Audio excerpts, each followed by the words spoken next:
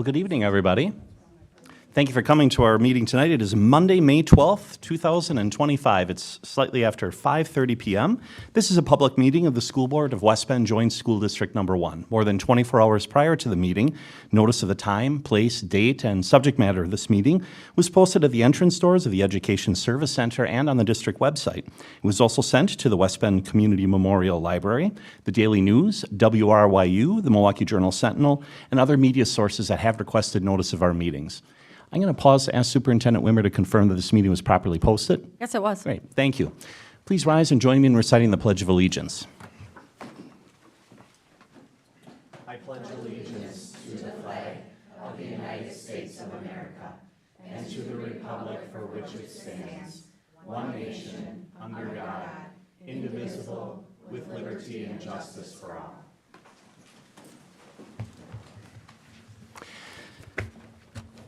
Thank you. We recognize a quorum of our board with all 7 members present.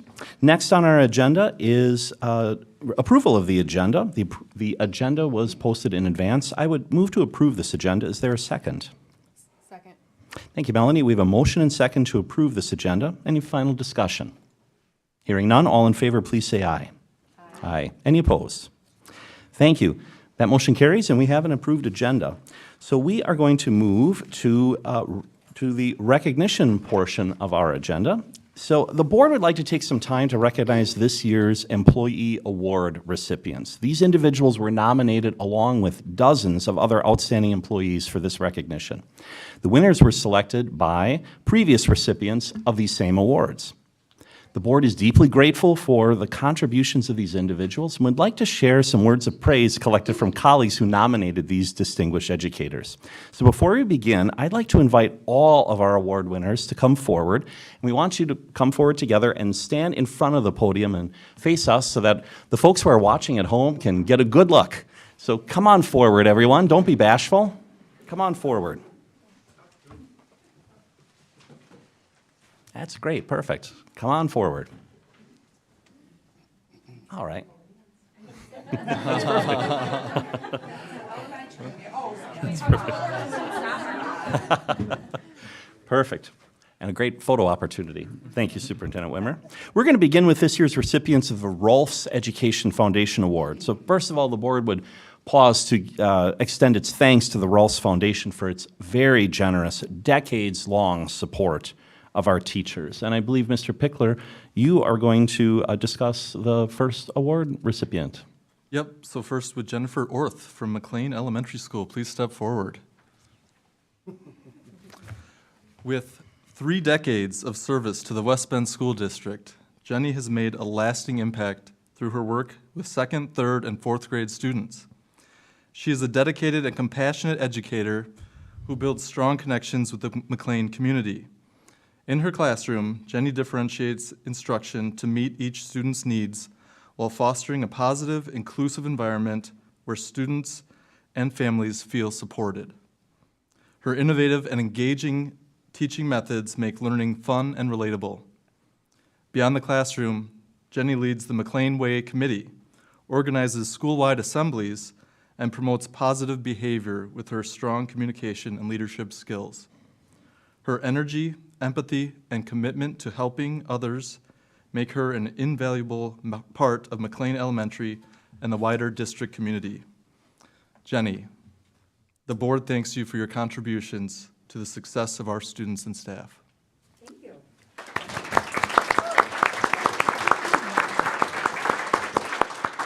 Thank you. And Mr. Jenkins, I think you have some words for our second recipient winner. Yes, sir. Our second one actually isn't here. Angela, oh, is she coming?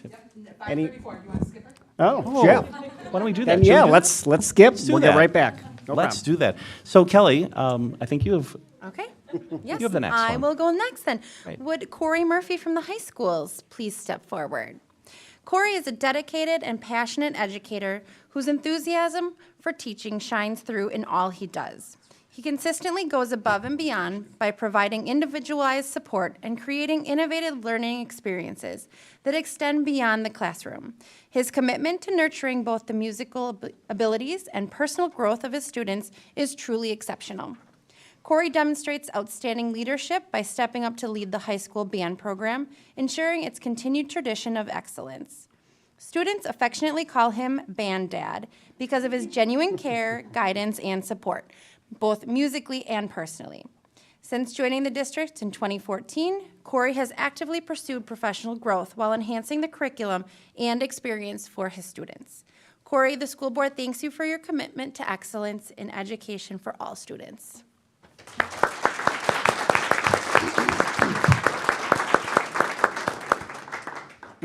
Thank you.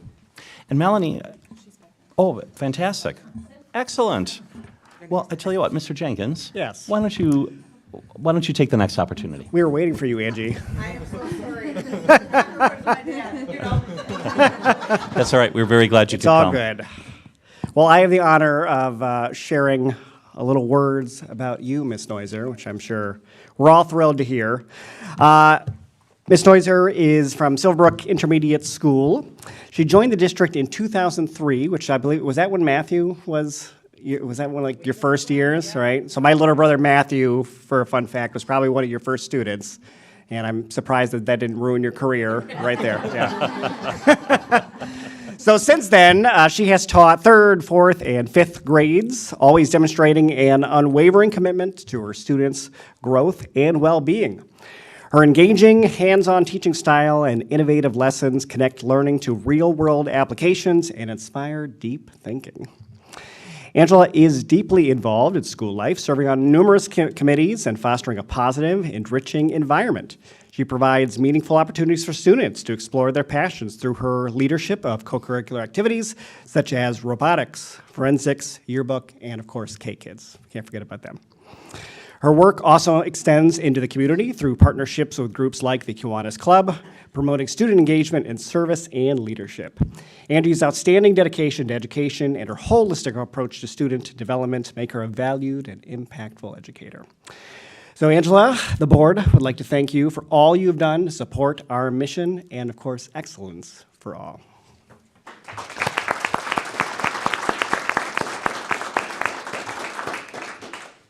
And Melanie, why don't you discuss our next award recipient? Yes, all right, the next one up would be, would David Skip Clark Jr. from the high school please step forward?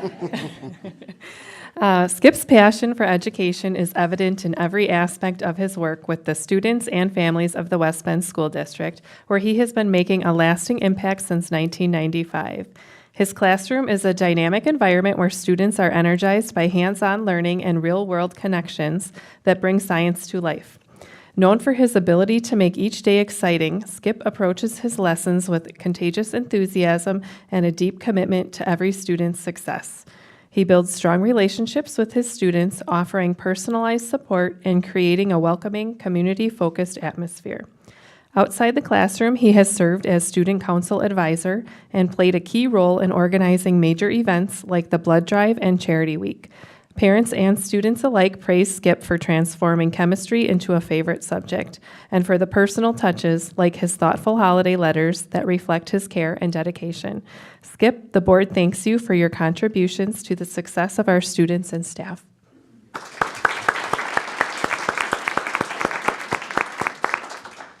And so the board also wishes to recognize this year's recipients of the Support Employee of the Year Award. These recipients are all valued members of our support staff, and like the Rolfs Award winners, these individuals were nominated by their peers and were selected by previous recipients of the award. To start our celebration of Support Staff Award winners, would Crystal Monday from the high schools please step forward? Thank you. Since joining the West Bend School District in 2010, Crystal has consistently demonstrated a strong commitment to student well-being. Her work across multiple schools, including Green Tree, Fair Park, Barton, and Silverbrook, has culminated in a particularly meaningful impact at the high school level. With experience as a classroom aide, health room professional, clerical assistant, instructional tech, and now family liaison, she brings a well-rounded understanding of how to support students and families. In her current role, Crystal empowers students by creating a nurturing environment and ensuring they have access to vital resources. Her dedication extends beyond her job through her work as a foster parent and involvement with the St. Vincent de Paul Board, reflecting her deep care for the community. Known for her empathy, integrity, and tireless advocacy, Crystal is a trusted and valued presence in the school community. Crystal, the school board thanks you for your commitment to our students, our staff, and our community.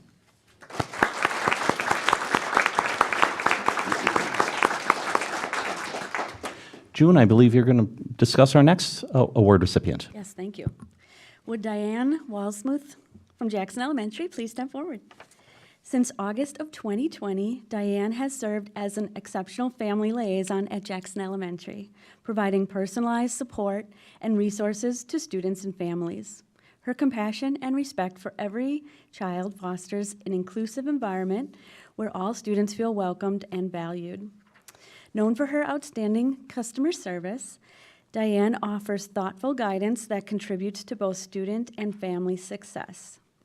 She brings creativity and calm to her role, consistently finding effective ways to help students overcome challenges and achieve their potential. A visionary leader, Diane not only improves her own practices, but also advocates for broader changes that benefit the entire school community. Her honesty, reliability, and broader changes and tireless dedication make her a trusted, impactful member of the Jackson team. Diane, the school board thanks you for all you do each and every day. Thank you.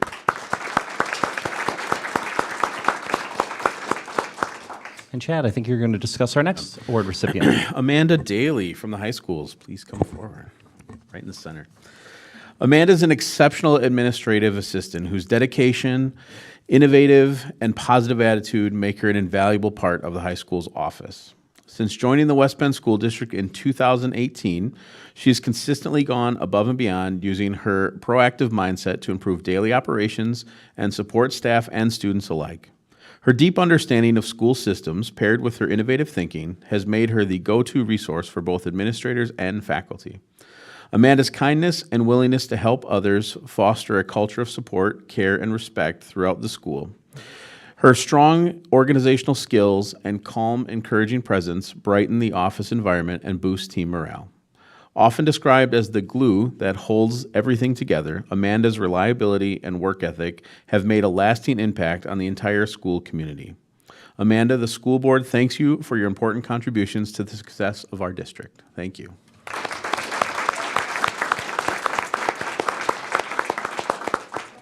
And Joe, I think you're going to talk about our next recipient.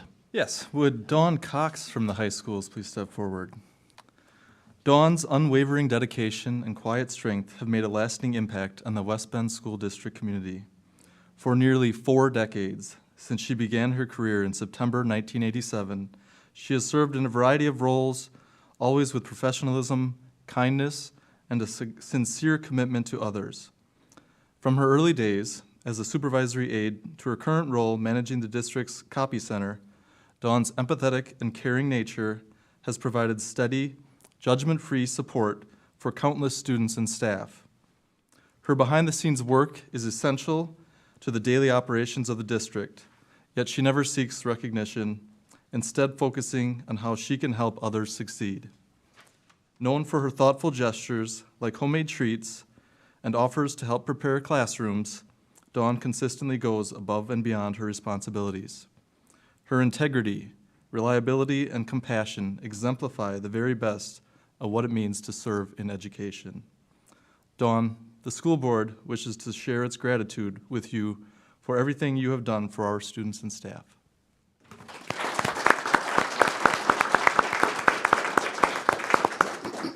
We very much appreciate all of you coming tonight. I think I speak for the board when I say, the work that we do tonight is, we do it at a higher level, so to speak, around, what I'm trying to say is this. We don't have the same level of interaction with kids and nurturing that you do. You are the ones who make it happen and made it happen. We are so grateful for all that you have done for the district, all you do every day. Thank you so much. Please, another round of applause for our recipients.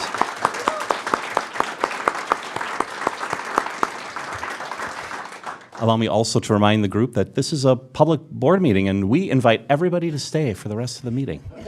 But we also know you may have other things to do on a wonderful summer, almost summer evening. And so we will not be offended if anyone wishes to leave. Thank you again to everyone for coming. We appreciate it very much. Thank you.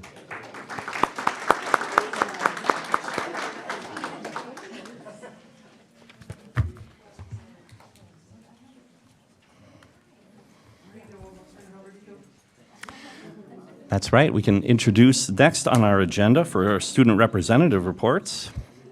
We have Noah Minty tonight. Noah, why don't you come on forward?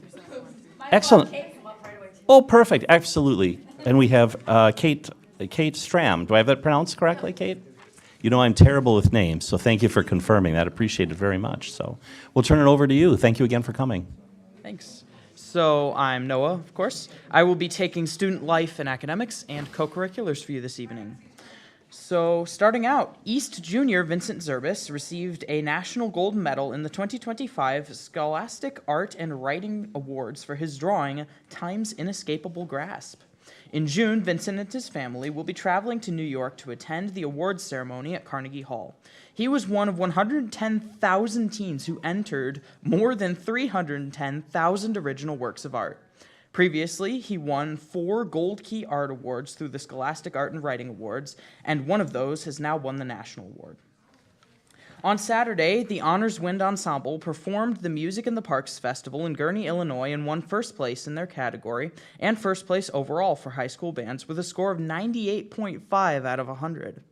Students played 2 Class A pieces for judges and received additional feedback before going to Six Flags Great America for an awards ceremony that afternoon. On Wednesday, the concert band performed in the Milwaukee Youth Arts Center Band Festival and received a rating of gold from all 3 judges. On May 1st, the courtyard in the high school reopened and eligible students were available to apply for a courtyard pass. Also, the site has been used as an AP lounge for students between tests, and we need it. On Thursday, April 10th and Friday, April 11th, students had the opportunity to get a behind-the-scenes tour in manufacturing, marketing, and entrepreneurship companies. The summer hiring event was on April 29th, where students could talk with local businesses and apply for summer jobs. AP testing. Students have completed their first week of AP testing at the high school this past week. AP testing continues through this week, with makeup testing the following week. Until May 15th, there will be an art show from our classes at the Hub. And finally, the Six Flags Grad Night trip was a massive success. The students on the trip had a great time while wonderfully upholding the WBSD way and positively representing our school. There was also virtually no lines. And then moving on to clubs and co-curriculars, the Wellness Fair. The 3rd annual Wellness Fair, hosted by the Peers for Peers and Youth Impact Club, was hosted in our South Gym on May 1st. This event, perfectly and intentionally, was placed on the first day of Mental Health Awareness Month. 20-plus vendors shared their knowledge and resources to help our students understand ways to support mental health. West Bend High School is hosting a comic book convention in the South Gym on May 17th. Tickets cost $5 for general admission, $3 for ID'd students and seniors, and are free for kids 12 and under. Tickets are available at the door and online. Prom is May 17th this year, held at the Washington County Fairgrounds. The theme this year is A Night in Athens. And finally, last weekend's state solo and ensemble at Carroll University showcased the exceptional talent of West Bend High School. Our students represented us well with 5 nominations for the prestigious Exemplary Performance Award. Among these nominations, 3 performances were selected for the award. Lily Bean, Chloe Bauer, Shay Fighter, and then Sophia Bowen and Tatiana Patrick also were recognized as voice quartet. That'll be all for student life and clubs and co-curriculars. Thank you. Kate? I just want to say I'm so sorry for being late. I was, in fact, volunteering at a hospital, so please don't be too mad at me. No, we are not. We are not at all. My apologies. My apologies for not seeing you there. Glad you Nobody came. knew you were late until you said anything. I was in the parking lot at 5:30. So It's all good. All good. All right, I will be covering athletics for tonight. And for girls golf, the Golf Coaches Association of Wisconsin is proud to announce that the West Bend East and West Co-op has earned recognition for their excellent work in the classroom while also participating in the 2024 WIAA girls golf season this past fall. The Team Academic All-State Award was established to recognize high school golf teams with the highest team grade point averages. The 3 teams with the highest cumulative team GPA in each division were recognized with gold, silver, and bronze medals for each student athlete, and their schools will receive a certificate to note this accomplishment. Schools with at least a 3.25 team GPA will receive a certificate acknowledging honorable mention status. The West Bend East and West Co-op achieved the honorable mention in Division I for the 2024 season. Members of the team include Addison Landy, Sydney Clemens, Maddie Bell, Riley Failing, and Bridget Vogeley. And the Dolphins' role at the Red Carpet Show was a massive success. Each show was packed, and nothing could stop the team from putting on an amazing performance. For volleyball, Maddie Abel and Kylie Altendorf have been named to the 2025 Academic All-American Team, presented by the National High School Coaches Association in recognition of excellence in both the classroom and athletics, and honors outstanding academic achievement and dedication to sportsmanship. On May 8th, 6 West seniors signed their letter of intent to compete in college athletics. Joel Walter for diving at MSOE, Mallory Spaeth for diving at UW Stevens Point, Addie McGaughty for lacrosse and hockey at Salem State University, Amaya LaFontaine for track and field at UW Oshkosh, Ava Banks for track and field at UW Parkside, and Izzy Blair for rowing at MSOE. The West Boys varsity tennis team took first place in the Washington County Invite. On Saturday, the West baseball team beat Ripon, and they also recently beat Whitefish Bay, who was ranked #1 in the state going into that game. West softball just beat Hartford 4-3 in the North Shore Conference, and they are currently second now. The West boys golf team just took first place in the Fond du Lac Invite at the Rolling Meadows Golf Course. The West Bend girls soccer co-op beat Beaver Dam on Friday night. The West boys rush lacrosse team just had a big conference win against Cedarburg. The girls West Bend rush lacrosse team just had 2 big wins against Appleton and Homestead.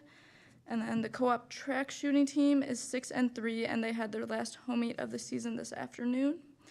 The West Bend West track team hosted a conference relay on May 7th, and junior Riley Failing placed first in the 300-meter hurdles, and she now holds the fastest time in the state.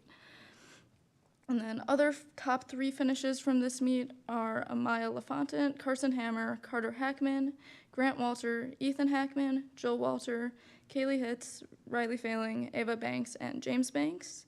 And then Reed White, who's from West Bend East, also took first in pole vault at that meet.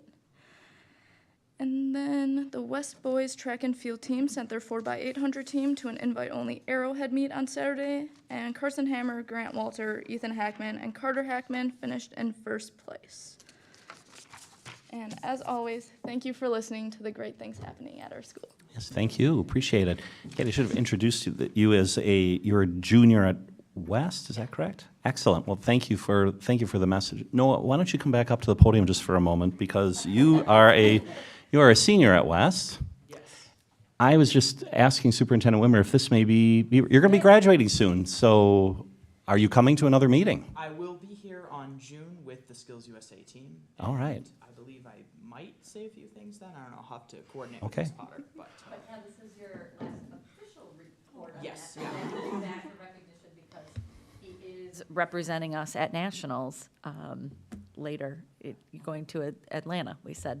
So, That's great. which is not his first time representing West Bend nationally. So we're really proud of you. We really thank you for your service in representing your students and your peers throughout the year. And Kate, we look forward to continuing with you next year. Yeah, of course. Yeah, great.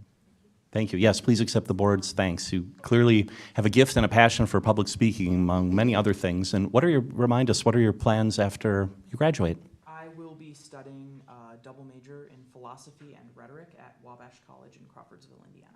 Fantastic. And you are the second we had a consultant actually who came to our company a week ago with a degree in rhetoric, and I said, I've got to look that up. But that's the art of I know. That's the art the art of persuasive speaking communication. Do I have that somewhat right?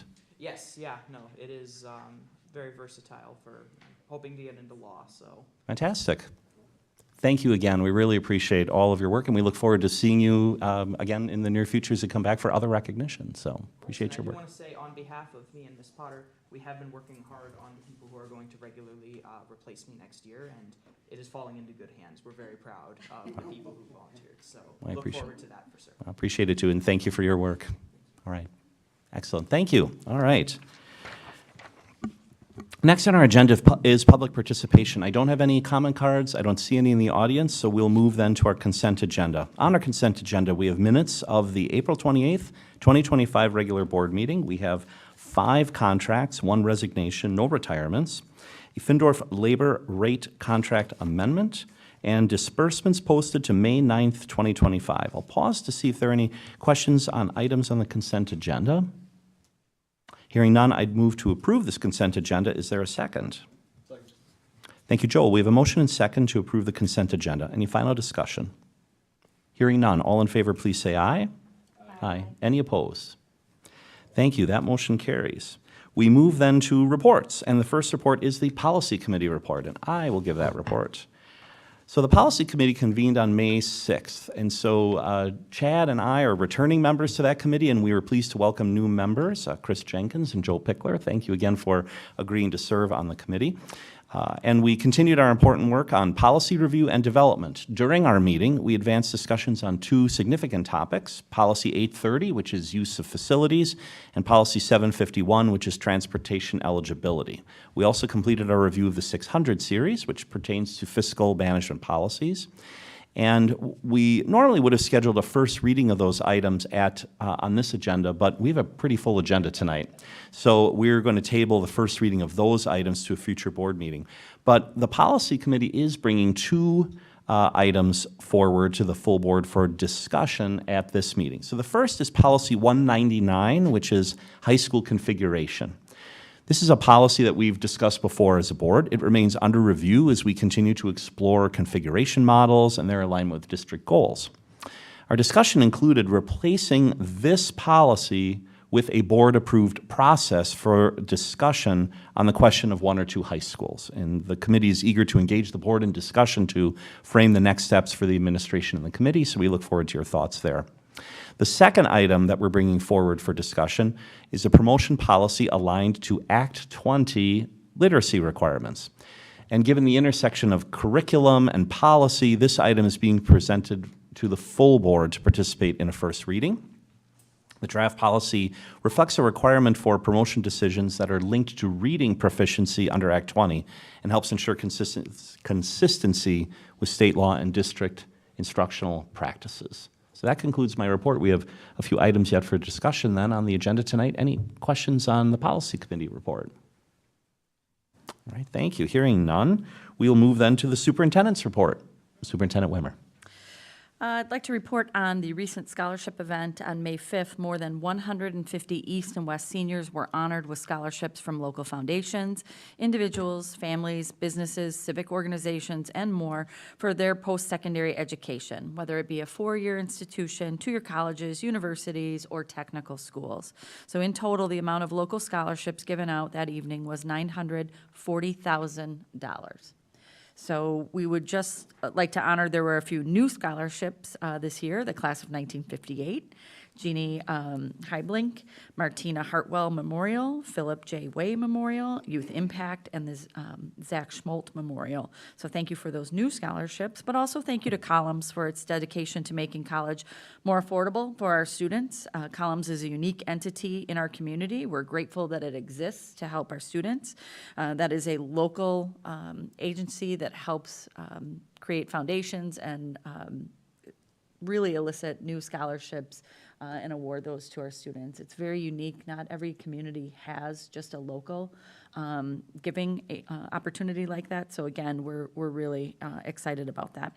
And also, 2 of our students received prestigious, valuable ROTC scholarships. Adam Hassenstein received a Navy ROTC scholarship, and Alec Pitson received an Air Force ROTC scholarship. So congratulations to all the students, well-deserved in all of their awards that evening. You heard from our students, there's a ton of things going on in spring. Your spring sports are coming to an end. There's a lot of concerts and all sorts of promotion activities. So we'd like to just remind you that the District Art Show featuring artwork from students from across the district of all ages is taking place at the Hub. It runs through May 30th. And this week on May 15th at 4:30 marks the reception and grand opening of that annual event. But just a reminder to families and community to check our website, our school calendars, so that you too can celebrate our students and participate in those events. I'd like to recognize that last week, in addition to the awards from the well-deserving staff, we celebrated all of our staff during Staff Appreciation Week last week. So just a personal thank you for the many staff members who do great things on behalf of students every day. And thank you to all of our local businesses and board members who helped recognize our staff and their efforts. So highlight of the week is certainly going into those Rolfson Support Staff Awards and surprising people with their families and recognition from their colleagues. And so we thank Claire Rolfs of the Rolfs Education Foundation for being present to award those in person to those well-deserving winners. It was the 54th year that the Rolfs Education Foundation awards were awarded and given. So we've already met our winners, but a congratulations to them and just recognition for all of our staff, not just during a designated week, but every day. They go above and beyond on behalf of our students and our schools, and we want to recognize that.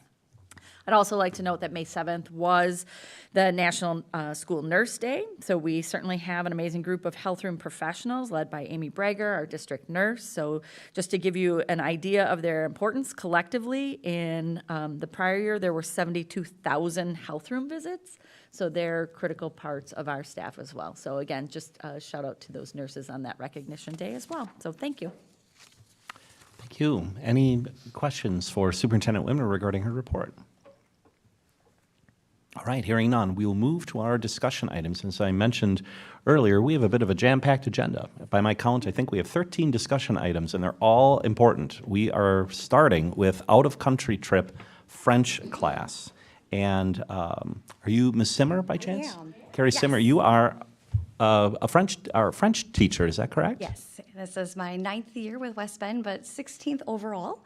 And I'm presenting to you guys. Do you have the presentation ready? I mean, I can dig around, but it's not my stuff. So this is my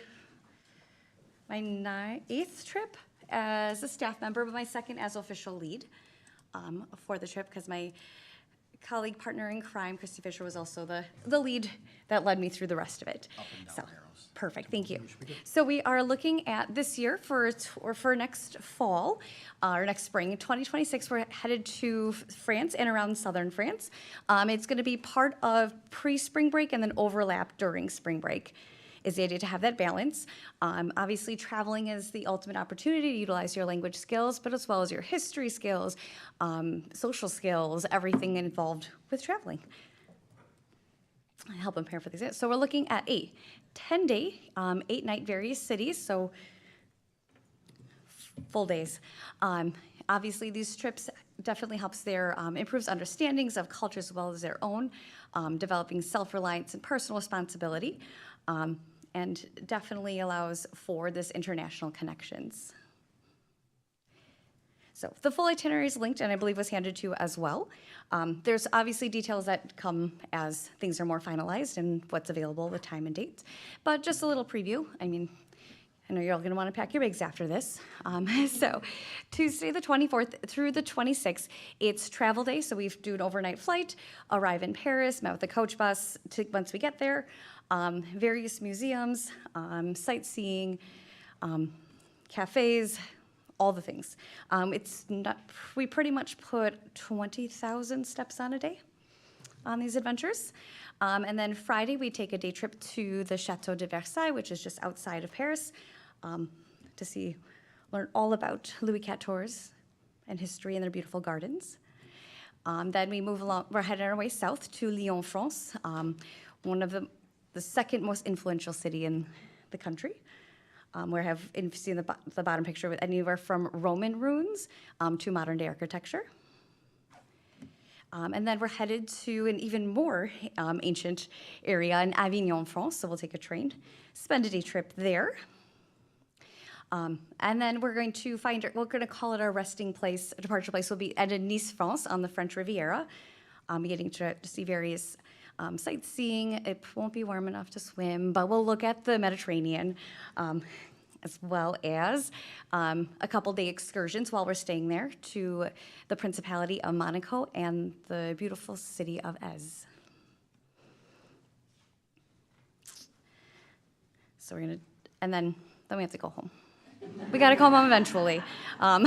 So the thought of the timing for this, I thought it'd be a good idea to be home prior to Easter, because I'm sure a lot of families would probably want to have their kids back for that.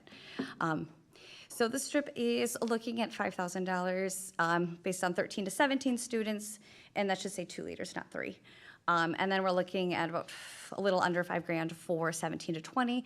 Obviously, we can't give official, precise prices until tickets are booked, planes are booked, etc. So it includes everything: the flights, the trains, the buses, the boat, entrance to museums. The only thing it doesn't include is lunches, snacks, travel documentation, so whatever that may look at the time of travel, because we may need, as of right now, we don't need visas, but that could change soon. Spending money, obviously, baggage fees, optional insurance, and transportation. Nope, it does include transportation from the airport. That one's in that part. Fundraisers, actually, our students have been fundraising already. Many have known about this trip for years, so we've already done Cerugis and Quick Trip, pizza cards. We are open to suggestions. We have families that contact us. They're like, oh, I'm the owner of this business. I'm willing to do something. And we're like, absolutely, let's do it to make it more affordable to our students. So, any questions? Yeah. Thank you for the presentation. So I know we've done trips like this before, and just by memory, this seems very consistent with what we've done It is. before. Is it? Yeah, because we've worked with Language and Friendship, not we, but for over 20 years, because this is the same company that Ms. Fisher started with, because they're a nonprofit, they're language focused. Excellent. So talk a little bit, I would imagine they're surrounded by French culture and French language absolutely. speaking opportunities. Can you talk a Yes. little bit about kind of the tie-in? It was actually, I wanted to throw a slide in there. Thank you for the Quebec one too. And a quote from my student there was like, not only am I using French more often, I love that I'm hearing it everywhere I go. When I'm standing in line, when I'm asking for help, when I'm shopping, and having all those full immersion experiences. Excellent, thank you. Other questions? Joe? Yeah, are you looking for any school board chaperones who don't know any French? Potentially. Once we reach that 30 mark, we may need another chaperone. No, on the Quick Trip gift cards, I've done that fundraiser for kids baseball. I will say if you haven't considered, the grocery ones are a pretty good payback as well, and you can use those on anything in the store. So Perfect. just sandwiches, So, whatever. Yeah, and it's popular around here too. Excellent. Any other questions? So it's a discussion item, so we'll bring this back on the next agenda. Thank you. Excellent. Well, thank you. Appreciate your presentation. Thank you. All right, we're now going to move into some curriculum items. We believe we start with Math 6 through 12, Illustrative Math Resource Recommendation.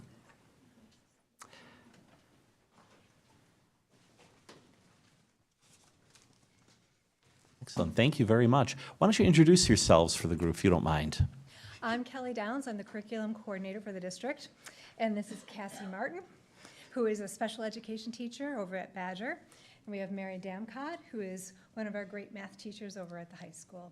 And they were part of our math team today, as well as some of the people who are here in the audience, which was wonderful support throughout the entire time. So we're real excited to bring this to you today. So our team formed, and this was our goal. We wanted to ensure that our primary curriculum resource provided all students and teachers with the opportunity to achieve at high levels. So this began back in 22-23 with the program analysis that was completed. So when you look at this chart, you can see the things that were part of that analysis. There was much more there. These are the highlights. So establishing a vision for math instructional practices and professional development. We did that in 23-24 and in 24-25. You can see the details on the right for the actions taken within that category. Secondly, we had teachers participate in coaching related to best practices. We were so fortunate to be able to bring in Math Insights, which is a consulting firm led by Sarah Brown, and Eric Cantors from the Math Institute of Wisconsin. These are very high quality coaching for mathematics, and all of our teachers got an opportunity to individually coach with them, which included planning or co-teaching or observing and debriefing to help our teachers become even stronger in their craft. Then we had intentional professional learning communities was a suggestion. We worked on, we identified and trained teacher leaders for these groups, and we supported them from CNI, from Math Insights, and also administrators, and we have discussion guides that got them through. Then finally, we had identifying areas of need regarding instruction, and we provided professional development in those needs. Those things were all accomplished in 23-24 and in 24-25. The thing that remained was to investigate a potential new math resource for 6-12. And that's what we began in June.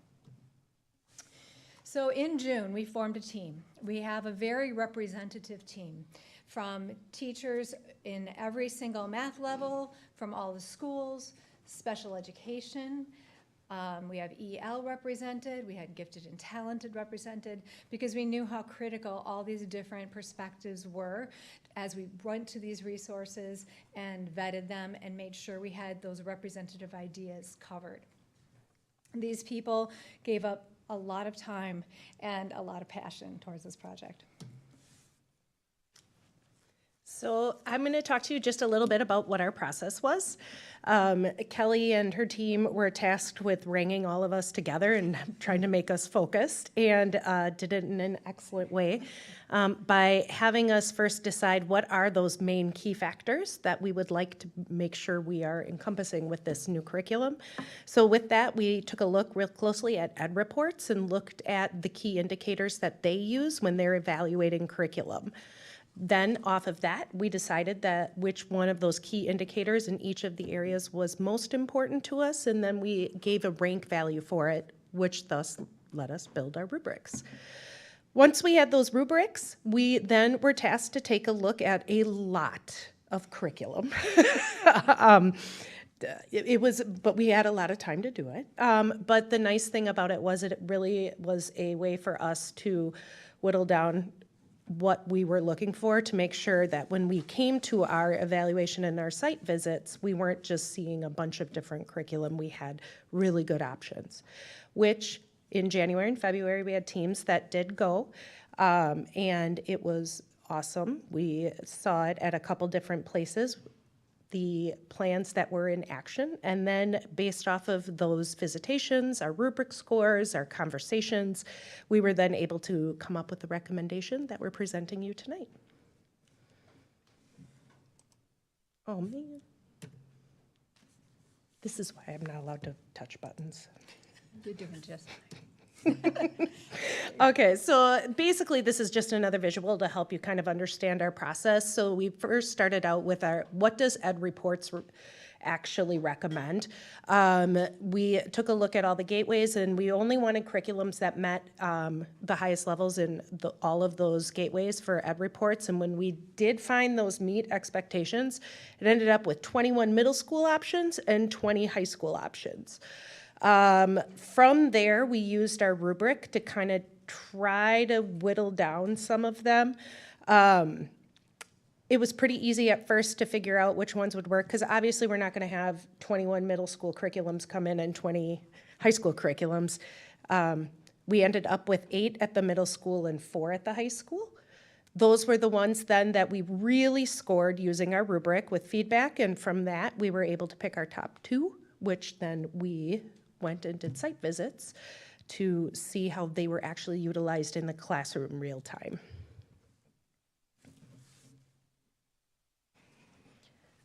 I was actually up here in 2015 to recommend CPM, which is the resource that we have had since that time. But when we looked through the ed reports and our own our rubric that we did for our district, it no longer met the highest expectations that we have for our students. At the time, CPM was above and beyond the best that met that criteria. But unfortunately, they were a little bit slow in updating to the new standards that were in our states and even just the problem sets that were in there. So unfortunately, we had to end up eliminating them from our options, which made me quite sad. Yes, but yeah, so I did. I have a mourning period. So we ended up, but I'm fully on board with what we have come up with. But at this time, it just no longer was the best resource for us. And there we go. It says we needed a resource that better supports our instructional vision and teachers, that aligns to the Wisconsin standards and practices, and has been shown to improve student achievement. So we had our vendor presentations. We were fortunate to be able to do that on one of our professional development days. So it was organized that we could see our vendor options. So we had wonderful presentations that were brought in, and then it went to the materials review that went out for the public. One thing I'd like to add to this is that this was not just the team. This was the entire math staff.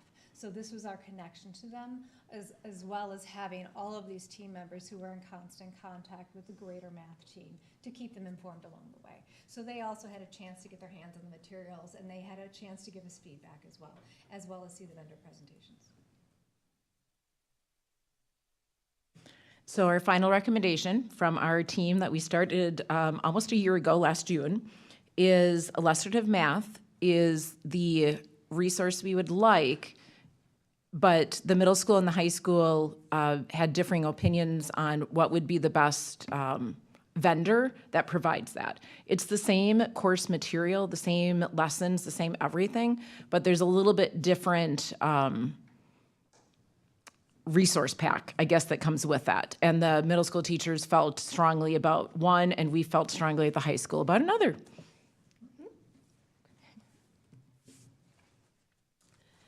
So I'm going to talk to you a little bit about illustrative math, and it'll get kind of confusing. We even got confused because they always, can't be education unless you're using acronyms. So you've got IM, ILM, KH, all that. Basically what it is the core curriculum is called illustrative math, and it's a really awesome curriculum. I've had experience with it in another district and have seen kids grow leaps and bounds, no matter where they are in their math journey, where they are with their skills. It's nice because it's all of these things that you can see listed in front of you, but the big things that I want to kind of point out is it still encourages a lot of that math discourse, which is talking about the math. Why do you think that? Having those productive conversations and productive arguments using math language. So they can not only build their knowledge around facts, they can also build their knowledge around making sense of those numbers and using that to apply it to real life situations. It also really reflects a lot, almost every single part of our lesson elements that the West Bend School District has developed, and it is a perfect vehicle for us to deliver those higher functioning classrooms and those higher functioning conversations, and a really engaging way for kids. It's almost kind of tricking them to talk math. We also really liked the fact that there is homework offered with this, and in that there is a spiral review. Obviously, you want to come back to concepts and major ideas that are reflected in the major clusters, and this resource allows us to do that for sure. And furthermore, even though it's two different publishers of the same curriculum, it's a very seamless transition. It's basically, next year I'll be teaching algebra at Badger. We will be using Imagine Math at Badger, at the high school, they'll be using Kendall Hunt, but it's the exact same curriculum. So when I need to talk with the algebra teachers at the high school, we're still going to be able to pace the same. We're still going to have those same conversations. So regardless of when kids are accessing their algebra, it's going to be the same thing, the exact same experience, the exact same expectations. So the big question could be then, why pick two different publishers? Well, there were two very important things that were both the middle school and the high school were very passionate about. Unfortunately, one vendor did not offer both of those. But the beauty of this is because it's a seamless transition, regardless of who the publisher is, we kind of get our cake and eat it too. With the middle school, our big push was we loved the digital platform that Imagine has with it, specifically how much it helps with teachers. So a lot of times you'll have sometimes people that come in to teach math and they don't necessarily have a strong math background. I know even in special education, you're working with kids, but you may not have that strong math background. There are so many resources that are available on that website to help the teachers, and that's so many different creative ways that you can group and help those kids grow. Now, the difference is at the high school, you have to have a math background. Otherwise, you don't get your license. So there, the most important thing that they wanted was more use of complex equations. So really making that application process important and a focus. And Kendall Hunt does an excellent job with that. So as a team, we decided that we definitely like illustrative math, but we liked the two publishers for the reasons I just stated. So we did put this forth for public viewing. It was on display from March 31st through April 13th. We did not have any takers though. Nobody showed up to take a look at our math materials, but we did have a survey available for feedback if they chose to come. So in this process, we are already planning implementation should this go forward and be approved. Basically, we have 4 buckets of PD for our teachers. This is so critical. Our teachers need to be fully supported in putting this in place with a brand new resource. There's much to learn and much to do well. And if we don't do this part well, it all falls apart. So these pieces we feel are very critical. All of these pieces we put together, we sent out to the teachers to get their feedback as well. So this is also built around their preferences. The first thing is the initial training. We'll have 4 days in August for teachers. We're going to have 3 hours for the administrators, and we'd love to get the aides involved with a 3-hour overview. Those days in August for teachers will involve understanding the curriculum, but they're also going to get time with our coaches to walk through a unit, unpack assessments, and really dig deep. The PD throughout the year will also have 3 release days per grade level. So we are utilizing every single PD day to unpack every single unit with teachers so that they can plan collaboratively. But we needed 3 more days. We didn't have enough PD days per chapters. So that's why we have those additional 3 days per grade level. Coaching. Teachers are going to receive, we're going to continue that coaching that I mentioned earlier with Math Insights and the Math Institute, which is fabulous because they've all developed relationships with these coaches now, so it'll be nice for them to be able to support them in this new process. They will receive 3 personalized coaching sessions, all based around illustrative math. We also have our embedded instructional coach, Kurt Marquardt, who is here tonight, who will also be supporting in between those coaching periods. So it is a supported coaching system throughout the entire year. We also will be utilizing our professional learning communities. We are going to be training our leaders yet again this year, and we were very happy they all stepped up again to say we do it. So we're going to take them a little deeper into this process, and they're going to be guiding their teams through this process, which will additionally support that implementation. So as far as the cost analysis, this is our preliminary costs. Obviously, the administration, the budget office will be working to negotiate different factors of this, but these are our initial costs, including what we estimate the implementation to be. And our approval process timeline, we're hoping that tonight you will put us forward to have the action towards our recommendation of this resource. And finally, I just want to give a shout out to this amazing team. We had highs, we had lows, we had tears at one point. These people are extraordinarily passionate about what they do and about wanting what was best for the kids. They really dug deep and took it seriously and came together as a whole team. And it was a really great experience. Well, at least from my point of view. I thought it was a good experience. So thank you to all these people who gave up so much time and energy towards this process. And again, this was our goal, and I think we feel pretty confident that we found a resource that will reach this for us. So thank you for your time. Do you have any questions for us? Thank you for your presentation, and clearly you and your teammates bring a lot of interest and passion to this, and that's fantastic, especially when talking about math, which, by the way, was my most favorite subject, so this is fantastic. It is the best subject. So I'm a little bit biased here. But let's pause first of all for questions. Any questions on the presentation? I know the curriculum committee has seen this on a couple of occasions as well, and we appreciate your work in advancing this forward. What questions do we have tonight? Mr. Jenkins? Got a quick one, and math wasn't my favorite subject, so I'm sorry. But regardless, I guess I just want to make sure that you're comfortable with like the shipping logistics and things like that with working with two different companies, right? I mean, so you've explored that. There's not going to be confusion, and I just want to make sure that we've vetted that out. We've been working really closely with our administrative assistant through this entire time period.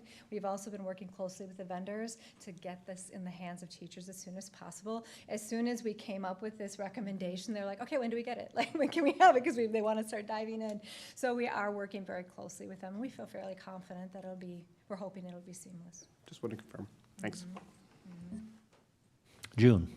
So thank you so much for all the work you did. This is the third time I'm seeing it, and I love it more each time I hear about it. One of the questions I think I asked the first time we looked at it was having the two vendors.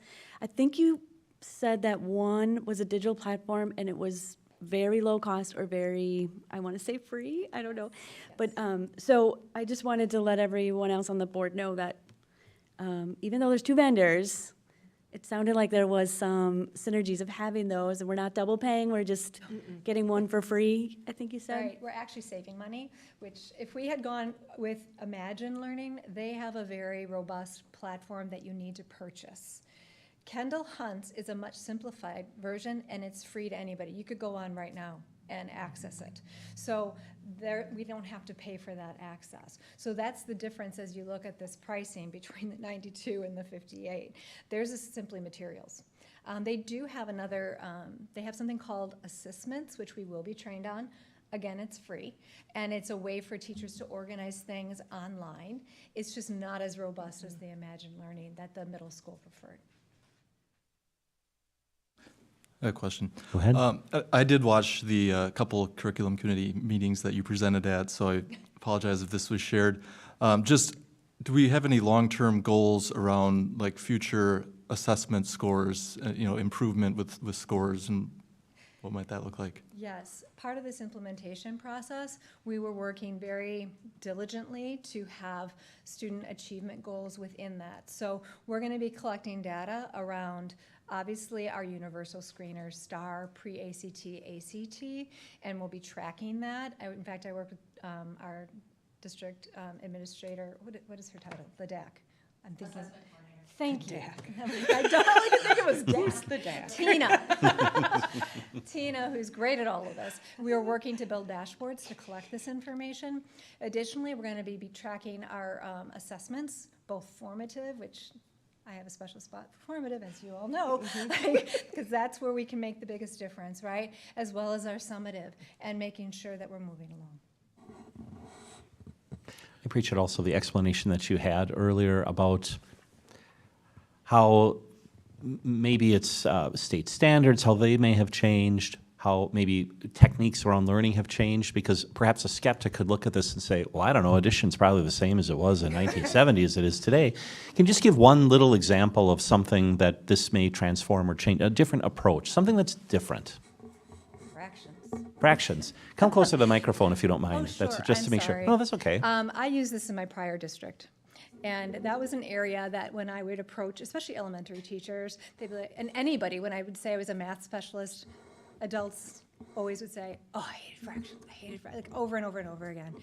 This form of teaching, which really was developed with the standards in 2011, takes you from conceptual understanding, where you're working with models and seeing the math and making that math visible and understanding what's happening, and then we show you that abstract language, where when we learned it, we were very procedural, right? You had to memorize the procedure, and I would mix up my procedures, right? Like, when do you add it, and when do you find a common denominator, and when do you multiply? This is very conceptual, where kids are really learning the basis of the math before they put all of that to it. And illustrative math was actually written by one of the founders of the standards, the creators of the standards. So that's why it's such a close match with it. In 2011, when they did that, it was a 180-degree shift for teachers. And a lot of people weren't trained on it, right? It just changed, right? So that's why CPM was one of the first to try to capture what was happening there.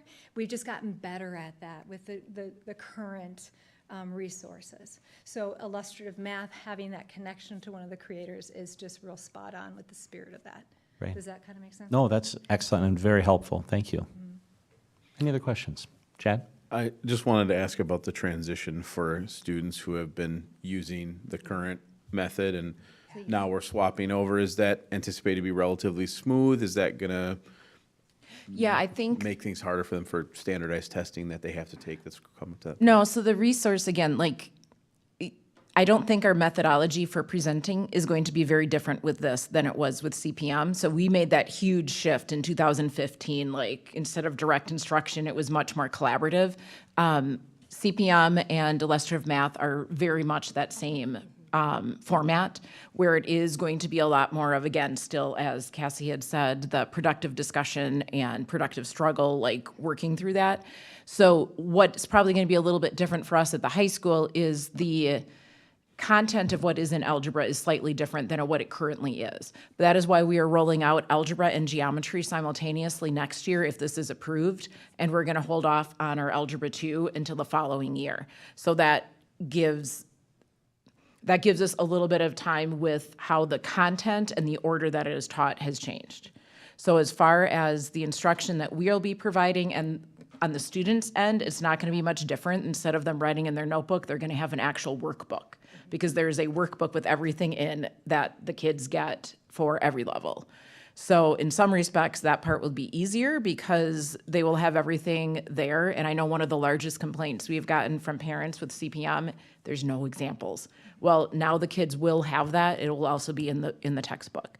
So I do believe that the transition would be fairly smooth, because the way we are presenting as teachers isn't going to be that different. And it's going to be more supportive for the students because they're going to have the workbook there with examples and other things in. Okay, thank you. And then timeline, what is the timeline you guys need for our approval to make this fit under everything? Go back to that slide if you want. Was that, I mean, you need it like for, You could do it tonight if you want. No, I'm just kidding. No, they I know cannot. that's It is illegal. not I'm on sorry. their agenda. Strike that from the but I record, mean, if we please. bring this, I'm assuming we're going to bring this to an action item next time. That's our intent, yes. So one of the pieces, wanted to make sure yep, we had one of the time. pieces on timeline, certainly it's a huge investment. So it warrants discussion, and then it'll come back to you at the end of May for approval. But remember the way our budgetary years go, 7/1, I'm pushing the purchase order. Our vendor's aware, that's who we've been working for. So as soon as you approve that, we'll let them know, get us in the hopper, we're ready, I can cut the check on July 1 too. And they're accustomed to working with school districts, but then that puts those materials in the hands of our staff in the summer. And again, you saw a pretty robust PD plan and summer hours, which costs money in there, but that's the commitment because they do need that in their hands in advance. They need to spend as much time as they can with the resource. So we're set up to deliver all of that in a timely manner at their request as well as ours. And the nice thing is, based off of the review and the materials that the vendors have sent to us to review, there are like at least a grade level of material floating around right now. So I know as teachers, we're already kind of like, ooh, how could we do this? How could we do that? So even though we won't necessarily have like the 200 workbooks that the kids need on July 1st, we definitely already have the curriculum and the teacher's manuals and the access to plan and be ready for that. So, and I was also going to just piggyback off of what Mary was saying in regards to that seamless transition. I also have an awesome perspective of this whole process as a parent as well. My daughter is an 8th grader at Badger, and she is in algebra, so she'll have CPM. Next year, God willing, she'll take geometry. No, and she will have it with illustrative math, and I think, or with the Kendall Hunt version of illustrative math. And I'm really excited for her. I'm also really excited for the teachers because the amount of supplementing that they had to do to make sure that the major clusters in 8th grade and algebra were covered that maybe weren't as heavily focused in CPM, the extra work they had to do, the amount of materials they had to gather to supplement, they won't have to do that next year. But because they did that legwork this year, I really believe like Nora's going to have no problem going into geometry. She'll have more problems figuring out how to do her homework in a timely manner than she will actually doing it. So. I'm sure she's happy I shared that at a board meeting. I know. I guarantee you she's watching it at home right now, too. No? Thank you. Other questions, board members? All right, this will be an action item on our next agenda. Are you staying for the next topic? Oh, two are okay. She's even got her AP pre-calc. I was going to say, no, AP calculus. Oh, okay. You're close. I was going to say, because next we're going to be talking calculus, is that correct? Next on our agenda is advanced placement, pre-calculus curriculum, and resource recommendation. So in 2023, the College Board approved AP Pre-Calculus as a brand-new course. I'm sorry to pause. Could you just put that? doing that That's to all you. right. No, So it's okay. sorry. We just want to be sure our folks at home can hear all the great things you have to say about calculus. Another one of my favorites. So Loves it. it is. Sorry about that. Sorry to interrupt. No problem. Thank you. The College Board approved AP Pre-Calculus as a brand-new course. We had honors pre-calculus. And when we looked at the CED, there's not much difference in the course itself. So we brought it to the curriculum committee, and our team vetted resources and received approval to transition this to become an AP course. In 2024, we adjusted our honors pre-calculus to AP pre-calculus according to that CED, the course exam description. And then we piloted something called Math Medic by Sarah Stecker. They additionally wrote out curriculum for the entire year. So if you want to take a look at that, that's linked there so you can see what their curriculum exactly looks like. It includes what assessments they use, what their common formatives are, all the way through to the units and the topics that will be used in this course.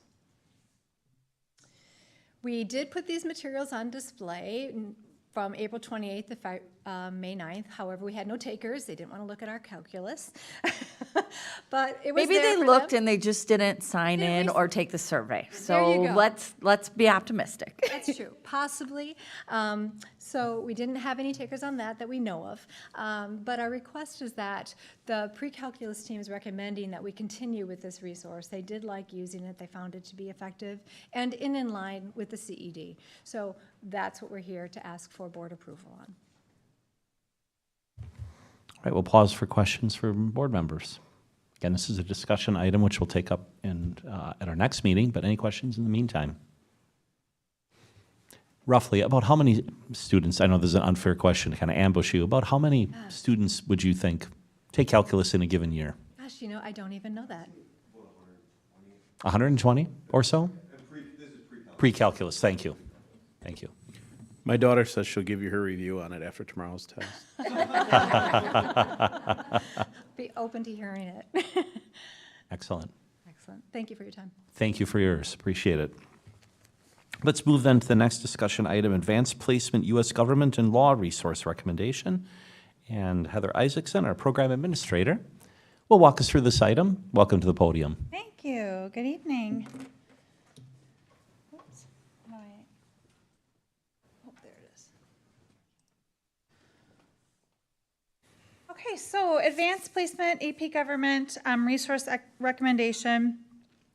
Just as a little bit of a background, the current resource that they have in place for AP Government is 11 years old, and the College Board recommends that the resource is no older than 10 years old, and so they were ready for a review, and the current the current class has actually gone through 2 redesigns since the current textbook has been in place. And so as a result, the test questions and the current course content really do not align well with the actual course, and the skills in the textbook are not in alignment with the course in the exam. The current book that is being used was a 2014 edition, and the school ensures that the AP Government and Politics resource requirements ensure that the school has a copy for each one of the teachers of a recent edition of U.S. Government and Politics at a college level. And the current textbook that is in use at this moment is not on the College Board example textbook list. So a new resource will better align with the AP course and exam description and course redesign. It will provide more contemporary content. It will engage students with better and more formative assessments, and it will more accurately and comprehensively help with the free response questions, and then supply additional study and disciplinary skills. So this will lead to increased student engagement, hopefully will lead to increased student engagement and potentially higher passing scores on the AP test. I think one of the things too, if our teachers were here, they're doing a phenomenal job with a limited resource, and that puts a burden on them for creating supplemental pieces. So this gives them a more robust resource that they can use. And I just appreciate all the extra effort they've had to put in the interim. Absolutely. So Mark Drake, the teachers who were involved in this process are Mark Drake, Dave Talma, and then Leslie Delane is the literacy specialist who also helped them. They researched and vetted various AP Government and Politics books that were approved on the AP website, and they also vetted the current resource, even though it wasn't on the website. They vetted it just as a comparison, and then they used an AP Social Sciences resource vetting rubric, so that it was specifically designed for an AP Social Sciences class. So the books that are listed here: American Politics and Government Today, American Government Stories of a Nation, We the People, and Government by the People are the 4 resources that were vetted. This is a copy of the resource that they actually chose. So this is they chose to move forward with the American Government Stories of a Nation. They did that work on their 3 separate rubrics. So they had a rubric for each one of the 4 resources that they vetted. And then after that, they compared all of their rubrics. They came to a consensus, and then all 3 of them chose this particular resource. And then timeline. So they did vet and come to a consensus, and they did this over the fall and winter months. And then we came to curriculum committee in April, and then it has gone out for public display.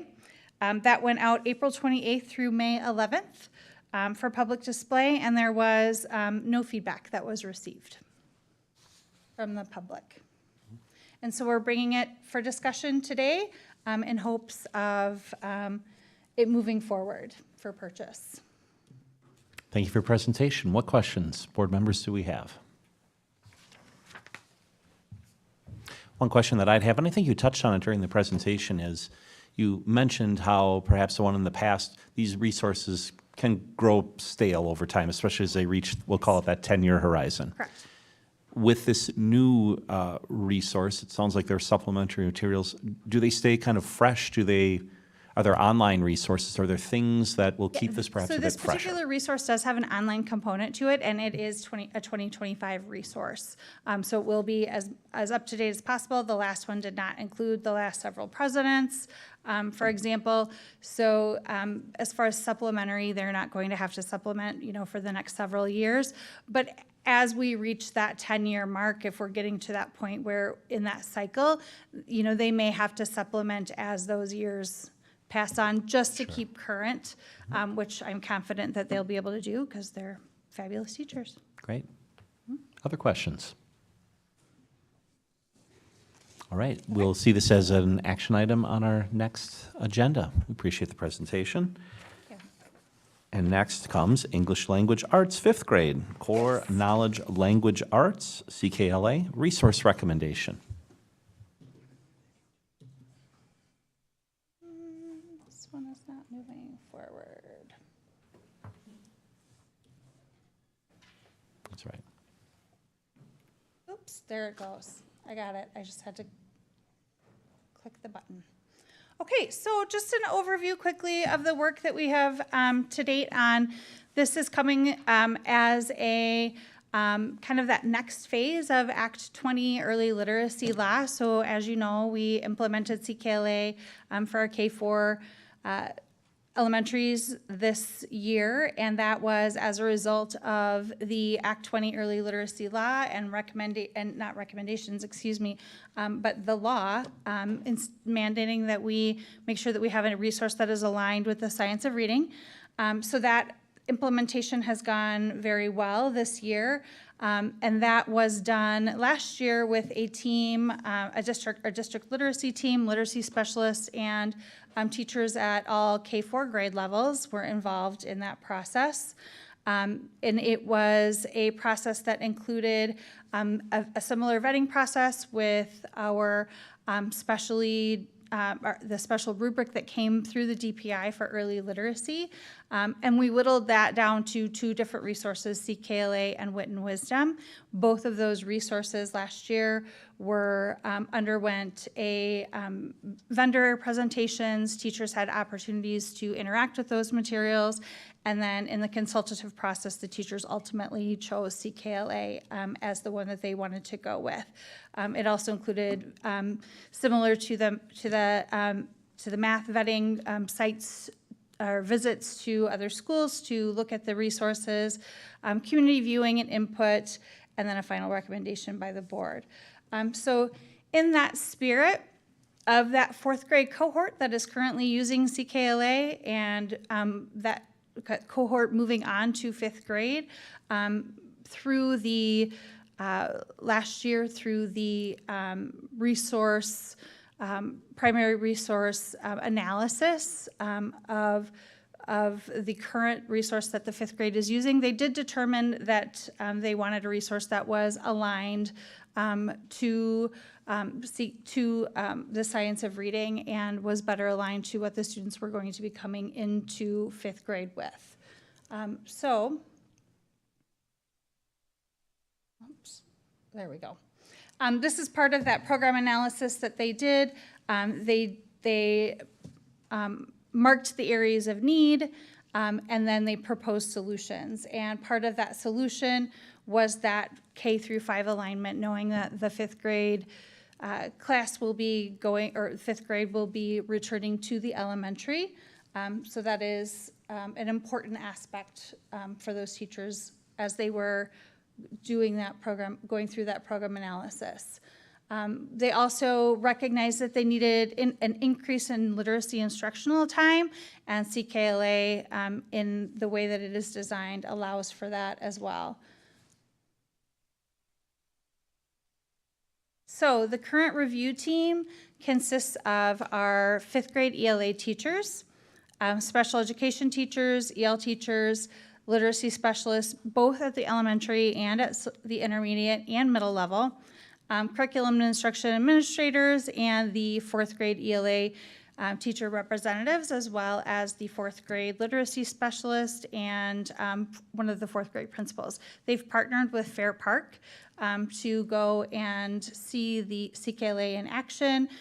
They've met with the fourth grade team and discussed CKLA at length with them, you know, what that team has gone through as far as the implementation is concerned, and you know, what their challenges were and what some of their wins were, so that this fifth grade team has a really great understanding of kind of what will be coming forward for them. Timelines again, we have brought this to the curriculum committee. The staff have had a preview of the materials. They've had those in their hands for quite a while. They also have access to the digital materials. And then it also went out for public viewing, and that went out March 31st through April 13th. And again, no feedback was received from the public. And so we are asking the board for their consideration of bringing this forward for a vote. Questions? Thank you. Board members, any questions? Superintendent Wimber, I'm just going to pause. It seems like these PowerPoint presentations, which I appreciate, are following kind of the same format with the timeline. I, as a board member, appreciate that, So but you- is that on purpose? Yes, you have two critical points in courses. So you see the culmination of teams. I mean, that math team was 2 years long work. Otherwise, the year-long work around curriculum renewal and recommendation. So you see those people in those cycle that culminates in spring. You'll also sometimes see if there's requests for new courses or something to change. You'll see another point in time, which is October, that you would see those because they're hitting publication in a school catalog for choice of that nature. So you are right. This is absolutely on point for following a robust curriculum cycle. So it's a huge celebration in spring and a lengthy board meeting to bring forward sometimes years-long work. No, and it's important work, and I also appreciate merely even just the format of the slides and how they're laid out is consistent. I think as a board member, that's very helpful. So I don't have any additional questions. Board, Mr. Pickler? Yeah, it's not really a question, more so an observation. Just going back to the beginning of the year, hearing my two younger kids' teachers talk about how excited they were about this change. Feeling that it was going to be more effective, and then seeing that, come to fruition throughout the year. I think this is a logical next step to add this to fifth grade. Great, thank you. Other questions? All right, well, thank you for the presentation. We'll see this as an action item on the next agenda, which then takes us to, let's see if I have this right. Number F, there we go. Career and Technical Education, TC Video 2 resource recommendation. And so Mr. Harder has joined us at the podium, and I think you have a few of these to discuss tonight, which is I have excellent. 4 tonight. That's fantastic. So I'm Well, not going to quite follow the exact same process. That's all right. So we're going to do this a little differently. So I'm going to give the group background, and then I will stop after each resource and then kind of talk about the budgetary piece. So Career and Technical Education resource, some updates that are bringing forward with you. When we talk about the world of career and technical education and the courses that we offer on our campus here that are articulated often with Moraine Park, we not only have our curricular review process, they have their own process. Very similar to ours. They have advisory teams, they have business partners who sit on all those different types of pieces. And then when they adopt a new resource, we have X number of years to really get that into play. Usually it's about a year or two, depending upon what the old product is and so forth. And so through that, many of our CT team members also duly sit on their advisory committee. So I used to teach video and graphic design here before I became an administrator. I used to sit with Moraine Park's advisory team take all that feedback in, then come back here and we talk about it, and then we present here to the board about what that looks like. So we want our alignment to be direct with Moraine Park for two reasons. It allows us, A, to offer those technical college credit classes here at our high school campus, but often they even have a wider reach to the business population, where we're typically dealing with West Bend, Washington County. They're dealing with a larger Moraine Park Technical College district at that point in time. We review these in our meetings with Moraine Park. We talk about these things in-house here, and we talk about these resource updates more regularly than you may see in a normal curriculum cycle. So as you came in today, you saw the versions of them over here sitting on the table. They've been out for public review here also through our process. But our process is a little bit fast forward because we might change some resources over every 2 to 4 years. And so it depends upon the content area, how much change is involved with the technology aspect of it and so forth. So that's what you'll see come forward this evening is some of them have been around a little longer, some of them are a little bit newer at that point in time. So our first recommended resource for discussion this evening is aligned to our TC Video 2 class, and this is a class where our students have the ability to earn college credit in a couple different ways, but primarily the resource we're looking at tonight is an Adobe Premiere Pro Classroom in a book. Adobe Premiere is one of the industry standard softwares that's utilized in video editing out there. Our students leave here with the opportunity to earn 2-3 credits in that area. And Moraine Park has gone to the newest version of what that looks like. Also with that comes the textbook of digital communication and production that goes along with that. Video 2 is a year-long course, so there's a lot of content, not just on the software side, but everything from pre-production and planning till post-production and video editing at the end. And so that's why you would see 2 resources tied with that. So I'll stop there and ask any questions on that resource. Questions? Can I ask a dumb question? No, there are none of those today, Chris. It's all right. Feel free. As much as I'm obviously in favor of curriculum and books, right? Do we really, I guess, do we really need a book for things that are as hands-on as like this is? Like, what's the purpose of the book? And So the book is the content. So that's the behind the scenes. That's your philosophy, your standards of how to develop your video and those types of things. The Adobe Premiere book is really, and we get a digital version that comes with that. That is your skill set on the individual, how to do all these very specific things within the software. So Moraine Park does teach that class also as a standalone class where it's online, I do my thing, and I email Mr. Jenkins when I have a question at that point in time. That Adobe Premiere book is very technical in how to use all of the different tools that exist in that large, robust software so that every kid who graduates with that class and that technical college credit goes into the workforce for the same set of skills. It's their way of, in essence, norming that. Very similar to, I actually did a training on Adobe Photoshop years ago, and that's the same standard they're using. That's a pretty standard book on all of it, that classroom in the book on how to learn the basics of the software. Our teachers will take those basics and move even further into that, but it guarantees every kid has that same knowledge and skill set when they graduate from Moraine Park with that class and that TC credit. Yeah, I just think, and I'm just being realistic, right, as we proceed into the future, I would think, like, if I had a question on how to use Adobe, right, I'm going to Google it, and then I'm going to watch a YouTube video, right, and then I'm going to follow along.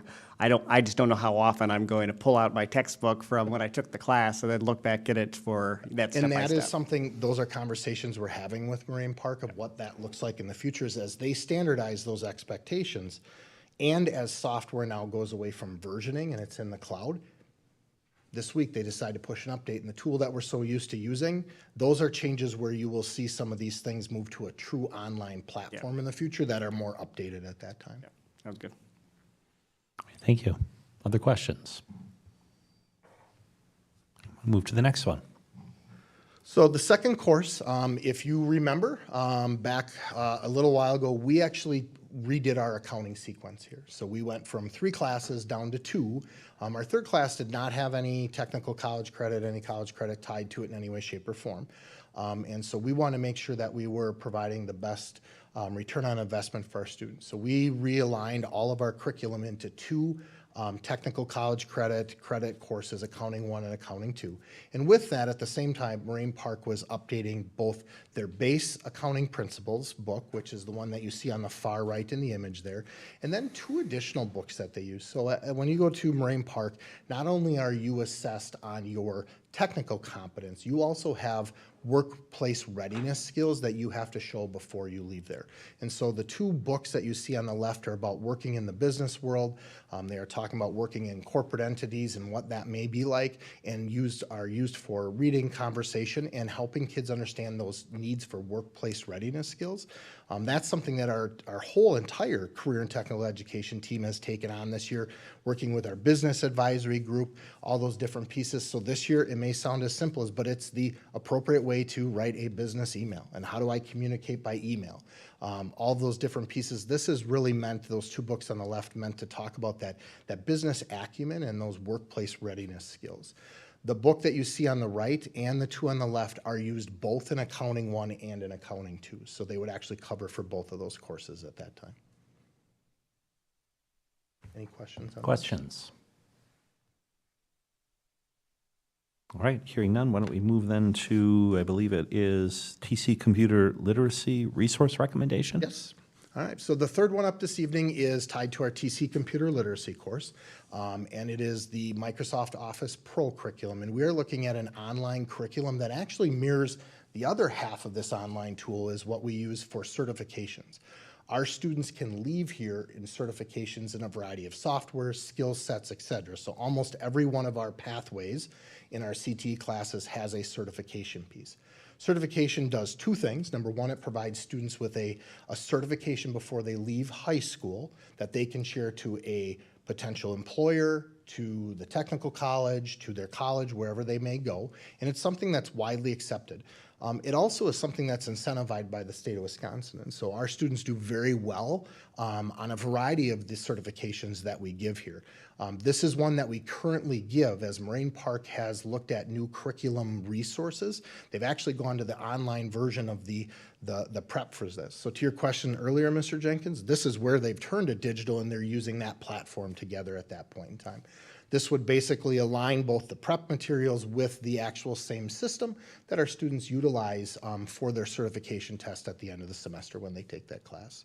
And then that would be a purely digital piece. And then for our students who do pass that, not only they get the certification, we do get a yearly grant that helps us provide those certifications to our students at no cost. Questions? Right, when we move to the next one, which is TC Automotive 1, 2, and 3 resource recommendation. So in front of you this evening, our last recommended resource is a change that we haven't made in probably 12 years, and there's a lot of change in the technological side of automotive. If you ask our automotive instructors here, our business partners, Moraine Park, anybody else who trains future technicians, it is more and more geared technological and computer-wise. And so that's something that's really important. If you also happen to pick this book up on your way up, it is also the thickest and heaviest one over there.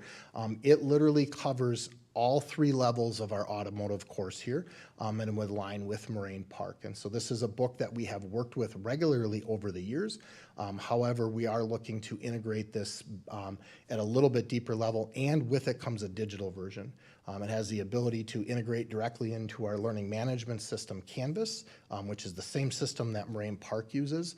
And we are looking at buying power of buying this either digitally or paper-wise in conjunction with Moraine Park, because obviously they buy a lot more textbooks or seats than we do on a regular basis, but this would cover all 3 levels for our automotive classes.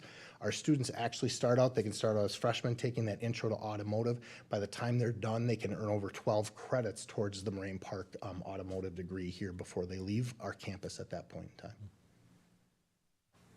Questions on the automotive resource? Joe? Yeah, I had pretty much the same question as Mr. Jenkins regarding the book from when I was watching the curriculum committee meeting. I think there was a pretty substantial difference in cost Yep, this one does. That's why we will work with Moraine Park, and I'm actually, if you don't mind, Mr. Zweigert, I'm going to jump to the estimated cost for each of these pieces here. Right now, the print version is cheaper because of the ongoing updates and costs for the online version. That's where we want to have the conversation with Moraine Park of, can I just buy under their seat power? Our teachers have to meet their certifications. We have to go through all those different pieces, and so that we could look at either a digital option or a print option. Our preference is to go the digital option if we can make that work out at that point in time. Okay, unless you need a major paperweight, because that is Yeah, massive. that might be, I mean, we have some literature textbooks I know at the high school that are like that size too, not quite that, but they definitely is some weight to those and to carry those around. Often we do a classroom set for those. With that, you see the different costs per items and the total for each one of the classes here, roughly a $41,000 estimated time, a cost for not only the cost of the materials, but you heard some of the other presenters too. We do provide curriculum prep time for our teachers to integrate these new resources into their systems, into their curriculum and so forth. Sometimes that is meeting side by side with our Moraine Park staff and doing additional training. And these come out of two budgets, because we are talking about that incentive piece earlier and our regular curriculum CT budget that we would utilize. But we will look to buy the digital version if we can, as we go out to finalize bids here in the spring if everything is approved. Board members, other questions? All right, thank you for laying this Thank out you for very us. We'll have an action item on the next agenda. Thank you.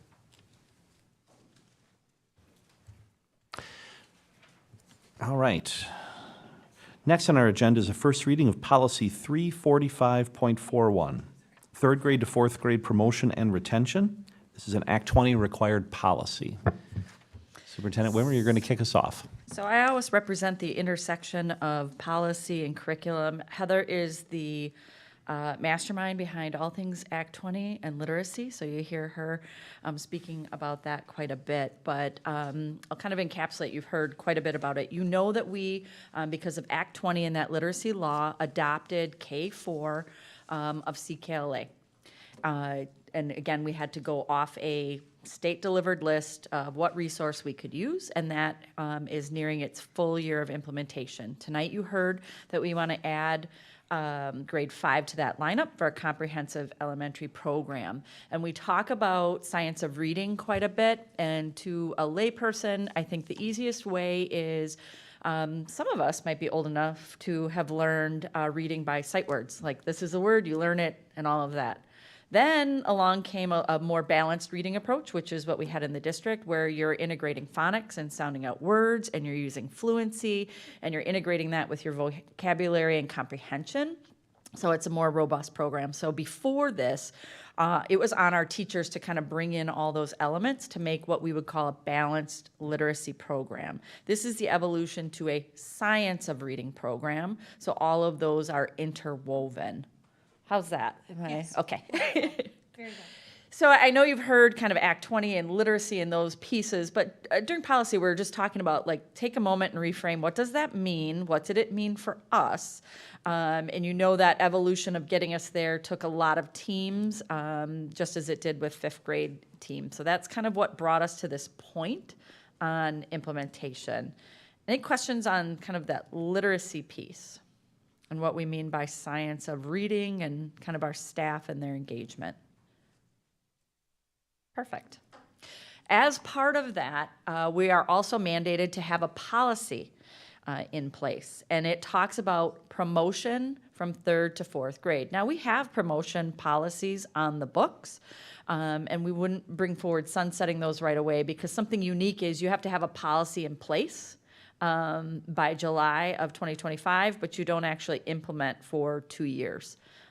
It's kind of giving you readiness all along the way, but it's really laying out the criteria in which third grade students would be promoted, how you would be really, when they talk about universal screeners, that just means assessments we're giving to that whole class. We're understanding where our kids are. We're putting together plans, which are personalized reading plans that are required on behalf of students to make sure they're readers by age 3 being a critical target, because research would show us that it's harder and harder to make that up if they're not on point by grade 3. So that's why they're targeting that as a very critical year, because research is pointing them to that. Okay, but they're also including, just as our current policy does, what they would call good cause exemptions. Students who are receiving special education services, students who English is a brand new language for them, students who are demonstrating proficiency through other means or making progress on one of those plans. So they're kind of setting you up to have local control as well as high engagement with the parents and guardians. They're also holding school districts accountable for high quality intervention. That's not just I put them in a reading group and we all feel good about some extra time, but in there is that evidence-based piece. We have already had those pieces in place. We are bolstering some of our toolkits, what we have as far as helping our staff identify or being more diagnostic. What exactly is the issue in reading, and then how can we give them a matching toolkit to address that one piece instead of maybe a one-size-fits-all. So there's been a lot of work that's been done in that. And we have interventionists still at all of our schools in both math and reading, and then we also have literacy coaches, math coaches, all of those pieces. So I'd be remiss if I didn't talk about the wealth of opportunity we provide in both reading and math, which are critical subjects for our students on their behalf. So really, then, it's pushing us to develop policy at that local level, and you have that piece in front of you. So I just remind you that this is a first reading. You're going to take it away. You're going to absorb all these connections and think about that and ask us your questions. So don't worry, you won't be quizzed at the end of this. But the policy does represent a significant step in compliance, so which we are accountable for. We've hit all of our compliance indicators associated with Act 20, and I would say outpacing that because some of those were a low bar. So it represents our statutory obligation and commitment. It's really looking at the purpose that every student be prepared by that 3rd grade targeted level, and that you're sitting down and having conversations on working really diligently on behalf of maybe a student is short of that. You're working in advance of 3rd grade with their interventions, but then how do you sit down as a team and make some decisions and supports around that potential promotion to 4th grade? So this does not mean that students will automatically be retained in any way. It means this becomes an intensive conversation and planning with a family on behalf of a student. So I think that's the biggest takeaway. People get really scared when they see a policy like this, and it just means that we're going to start retaining a lot of kids. So that's not the intent. Again, we need to have a policy in place by July 1 of 2025. This language includes all of those components. It's been vetted. I brought up, this is the guidance. It's like an inch thick, but we use WASB as our policy service. They've gone through that along with the Department of Public Instruction to create different templates. Heather convened a team that included literacy specialists, principals, herself, to vet the policy language and how we would apply that and how are we positioned. We'll certainly have some process documents that would supplement that, but it ensures that we would be in compliance, and we also have high quality practice on behalf of kids. So thank you to those people who convened and went through and helped decide some of those key policy pieces. But again, that was provided by WASB. They gave us several templates, kind of where districts were, that we could utilize that language. The policy would go into effect September 1st of 2027. That's what makes this unique. We would start working on, we already have summer high quality pieces, not just for enrichment, but also remediation for students in this area. We have those components. We're not waiting on those. Everyone's recommending that you hold with, have it in place here and make it officially take effect. But again, we have many of those pieces. The key features, again, that go along with that slide, that we have clear criteria, that you have screening that's not just a one date, one performance test in time, that it's a multi-data point, there's observation, and that there's high involvement with parents and guardians. So, and really looking at what's your checks and balances if a student's maybe in a plan and making some progress, or there's incomplete progress, how do you help them progress? So that's what this language represents. So any questions around kind of the curriculum aspects or the policy aspects as we bring this forward? I don't know if it's around the policy necessarily, but so those, if this doesn't go into effect until September of 27, those would be, as of today, kindergartners. So obviously, we've got some lead time that you can flag those children that are on that path. Do you see us needing any more resources in that first grade, second grade, leading up to those third graders starting in 2027? So we needed a couple pieces. One, we needed a robust implementation plan around new curriculum and resource. We've been taking a look at, we would call it our multi-level system of support, and that's where we were getting a little bit deeper in our assessment tools. We were reframing how we use digital tools to help teachers have diagnostics at their fingertips so that they could be more targeted. So yep, that's been an evolution, still needs to be an evolution. When we were looking at, we're pleased with some of that preliminary data in those shifts, but we also are noticing a need to line up. There was a required spring assessment, and it was the letter identification and those pieces. Our kids did poorly. Well, we didn't teach that part until after that. So there needs to be some ongoing reorganization of what we teach when we teach it to be responsive. And then, like I said, some fine tuning of some of those intervention pieces. And then also too, we've talked about kind of not just what our teachers use, but what our interventionists have access to, and then our support staff. You saw Kelly and her team being really thoughtful around pulling the support staff in for training on a math resource. We need to be doing the same with our support staff who are in our classrooms around that. And then also we have additional funds with Title I that are targeted towards literacy for specific schools. So again, just really making sure that we're training those teams and having probably a tighter array. We have the staff, we have those pieces, but I think that kind of being more diagnostic and more prescriptive is going to be a really big lever to pull for us. Good questions. Do we need anything in the policy that aligns or indicates what we'll do if a student tests poorly, but English isn't their first language? Do we have to offer a test in their native language or something like that? Absolutely. So there's some specific statute and protections around students who are learning language for the first time. And then we talked about that is one of those good cause exemptions as we're helping them access language. Kind of behind this, we would really further articulate our process, right? This would be that kind of higher level policy piece, but then what does that really look like for kids so that we make sure we're wrapping around? So we would anticipate there would be a couple supplementary pieces that would come with the policy language that we would be working on too. But yeah, it wouldn't be an automatic. That's, again, one of those exemption areas. We don't want people to be afraid that if they're new to the country that they're all of a sudden held accountable to a standard like that. Just for a bit of context, and this maybe is a bit of speculation, but when the legislature passed this, what was the ill that they're trying to cure? Now, I understand if there are individuals who are having a problem reading, it's a checkpoint. Why third grade? Why not second? Why not fourth?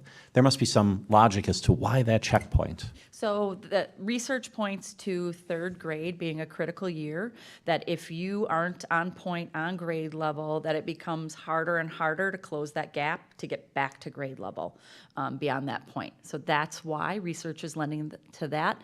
And then, as you said, kind of the ill that they were trying to cure was that people were discrepant in how they did reading. If there was a one size that fit everything, we'd all be doing it and we'd all have amazing readers. It's really complex. But for districts that maybe didn't have a balanced approach, and even our classrooms that did, it was kind of again, on our teachers to pull supplementary resources and add-ons to programs, and this made it more kind of unified in that approach.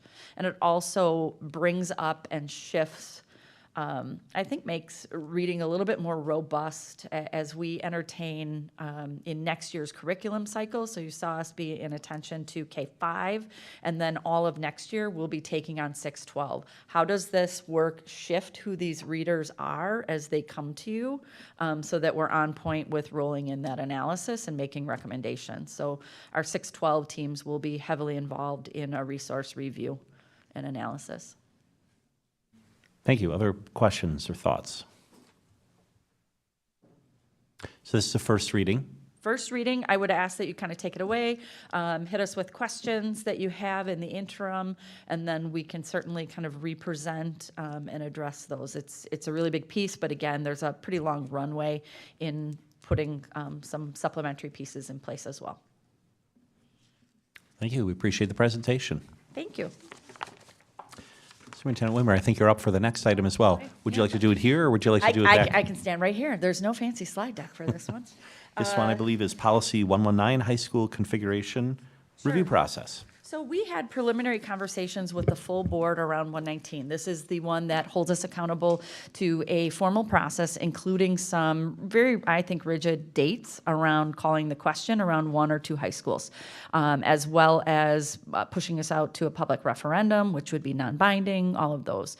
We had circled around kind of what are those pieces that the board needed to be able to even call the question. So we're always really clear, like, this appearing on the agenda doesn't mean I'm calling the question. It means I'm talking about the policy and I'm talking about our next steps as a board. So we took those notes back to policy committee, and we had a conversation the other day and talked about, is it the policy that's needed, or is it that we need to formalize the process and the board needs to take action and adopt a process that has kind of some of the elements of the policy, as well as some of the things that were captured in our initial conversation and things that we would think about and take away in future conversations, so that we were kind of on point on what are all those pieces that need to be presented, and what and how, kind of a flow chart of those next steps, what would that be? So that was the discussion of the policy committee, was centering around, should this just be an articulated process that's formally adopted by the board and executed? Is policy even needed? So we wanted to bring that back to the full team, just to talk about that concept. And I think the recap, which you recapped very nicely from the policy committee, was that we do have this, we do have the policy on the books. But we've also had, since that policy was placed on the books, we've had the benefit of time and additional feedback from individuals, especially during this referendum period. And I think, not speaking for the other policy committee members, but what we determined was kind of a common, a very thoroughly explored feature of the policy were opportunities for the public to give input and be heard. And I think our thought was, rather than follow that proscriptive process, now with the benefit of time and additional feedback, if we craft something that really works well for this, maybe we don't need the policy, we follow the process, just as you had mentioned. So I think that was the general consensus of the policy committee, but certainly other policy committee members, all board members. Any additional input or thought? I think the charge was, and I think you laid it out in board materials, about what next steps might look like for this. But we think by putting together a robust process for this, we may not need the policy. We would replace it with that specifically adopted process. I likely have repeated about 2/3 of what you just said. Bottom line, the policy committee says, yes, we would think that would be a good approach. Other thoughts? Chad? I think I don't know that it has to continue to be policy, in that regard, because unless it fails to move forward as any kind of a, if it continues to stay where we're just asking the question about combining the two schools, that's one thing. But once they're combined, we probably don't need a policy to talk about how to combine the schools. So, that seems to be, policy should probably be something that's more of a recurrent problem. So I think process outline probably makes more sense rather than official policy. That's my input. Superintendent Wimmer, we've brought this up, at least generally, on a number of occasions. Have you received input from the public that would suggest that policy and the proscriptive process is very important to them, or? No, I get more anecdotal feedback around when is this happening, when are you going to call the question, when are you moving forward? So I think some of the things, again, that are holding us to some arbitrary timelines being lifted minimally would be helpful. I also recall kind of our first conversation, and we were speaking actually about more data, more analysis, being more robust than what's outlined in that policy. I also think it would be beneficial to engage people. We talked about a preliminary survey of families, engaging them with, the board is about to undertake this process, and shift it to that. What do you think should be included, so that we're having a follow-up discussion around what then, with that feedback, should be included, what should we have, so that then the board is framing, developing, and authorizing then through board action, what is that process? I think kind of on the front end, instead of waiting to engage people, when it just comes to the question, like what should, or could be included, I think that's better on the front end for all of our stakeholders. I think the board has demonstrated consistently you would like to seek feedback from people to help inform that. I think that could be very easily done on the front end with this to help frame it. Go ahead, Mr. Jenkins. I was going to say that I had the pleasure of talking to my mother, Karen Betts, who was here 10 years ago when they developed this policy. And after we had met at the last policy committee meeting, I kind of bounced things off of her. And she had said, if it wasn't for the perceived controversy, right, of combining the schools, they probably would have done it back then too. And I asked, well, what would you like to see? And she pointed to, number 2 on all that data, the financial projections, the student participation, what's the impact to families, right? It's the same information that they needed then, the same information that we need now. As long as we have answers to those questions, then I think everything else falls into place. And so I agree that I don't think we need a policy to outline that. We could just move forward with the direction we have. Right, if there aren't objections to that approach, what would be next steps? So I would actually recommend, because we're kind of leading into May, that we launch with a feedback opportunity for our families and our students, and that we say, we're looking at this and thinking about what do we need to analyze, what input do you have to help shape that process. Here's some things we've thought about thus far. What else do you have to at least start that? You want to do that while school's in session so that you have access to people. They're thinking about that. I think we should start that piece. We'll take 2 parallel paths. Start engagement around what should be in that, and I would see either dedicated board time to administration, then kind of synthesizing your continuing feedback from our families and future students, and then we put together kind of a draft for us to start refining, and then concurrently sunsetting that policy.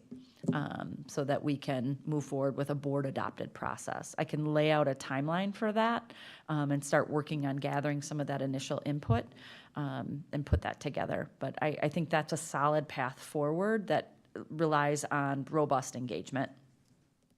Any objections, board members, to that approach? Chad?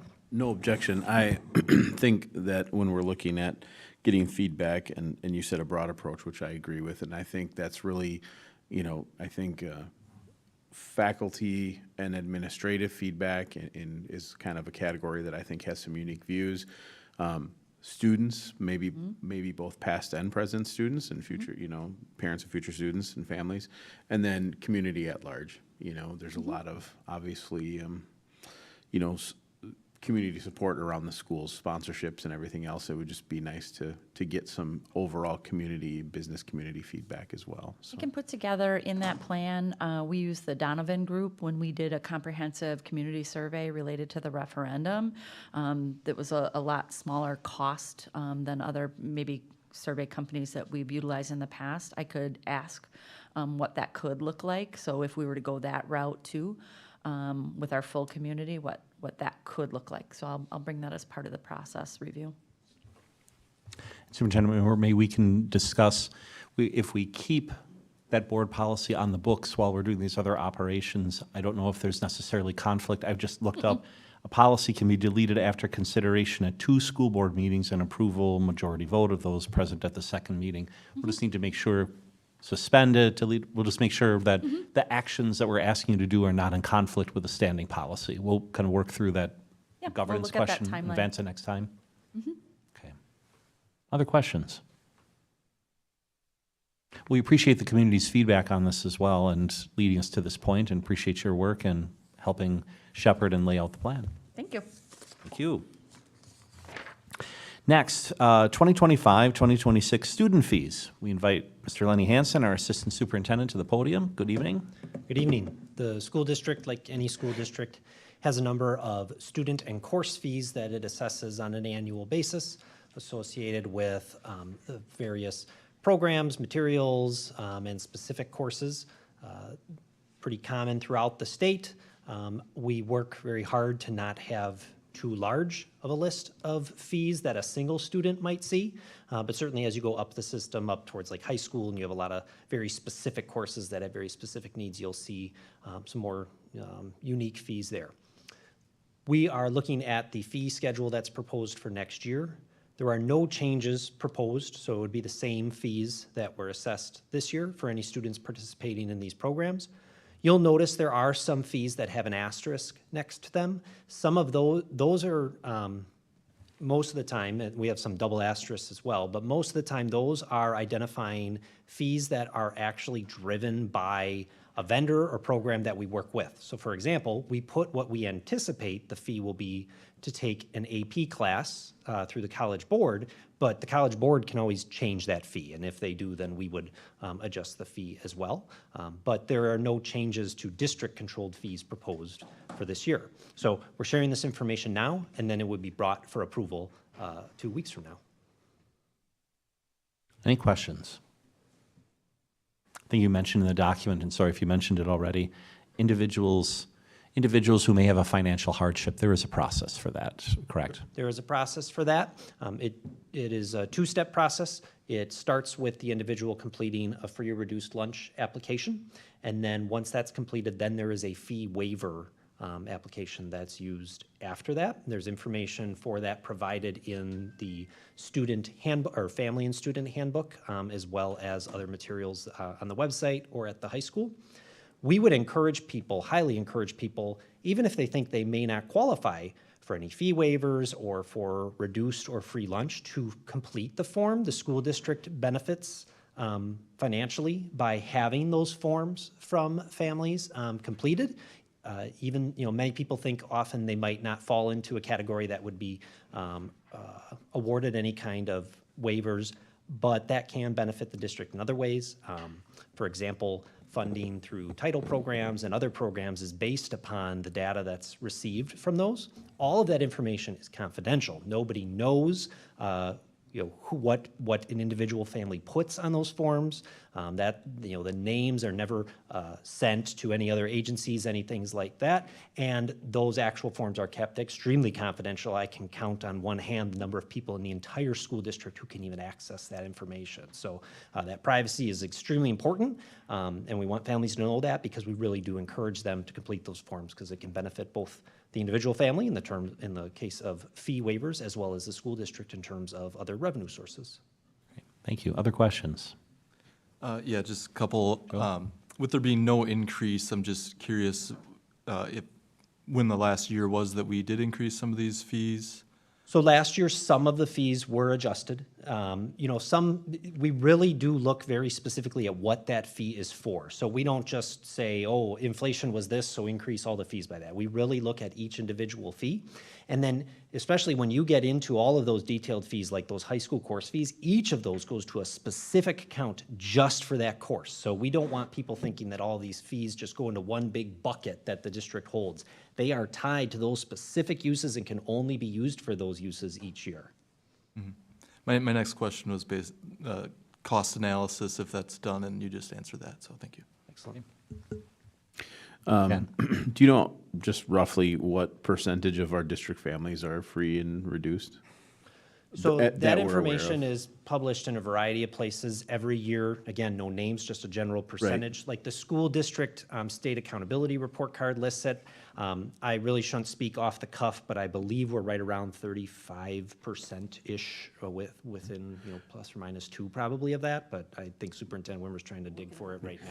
And then second part to that question, and I think I have this right, but just as a reassurance, these fees are not weighted based on the percentage of families like these fees are set regardless of what percentage of fee is families are set, free and and it's reduced. It's either- not a shifted cost to. Correct. I just wanted to make sure people at home were aware of that. It's a good clarification. Fee is set, but it can be completely waived if in those certain cases. Other questions? Right, we'll add this as an action item, and then to the next agenda. And then you're going to discuss 2025, 2026 meal prices.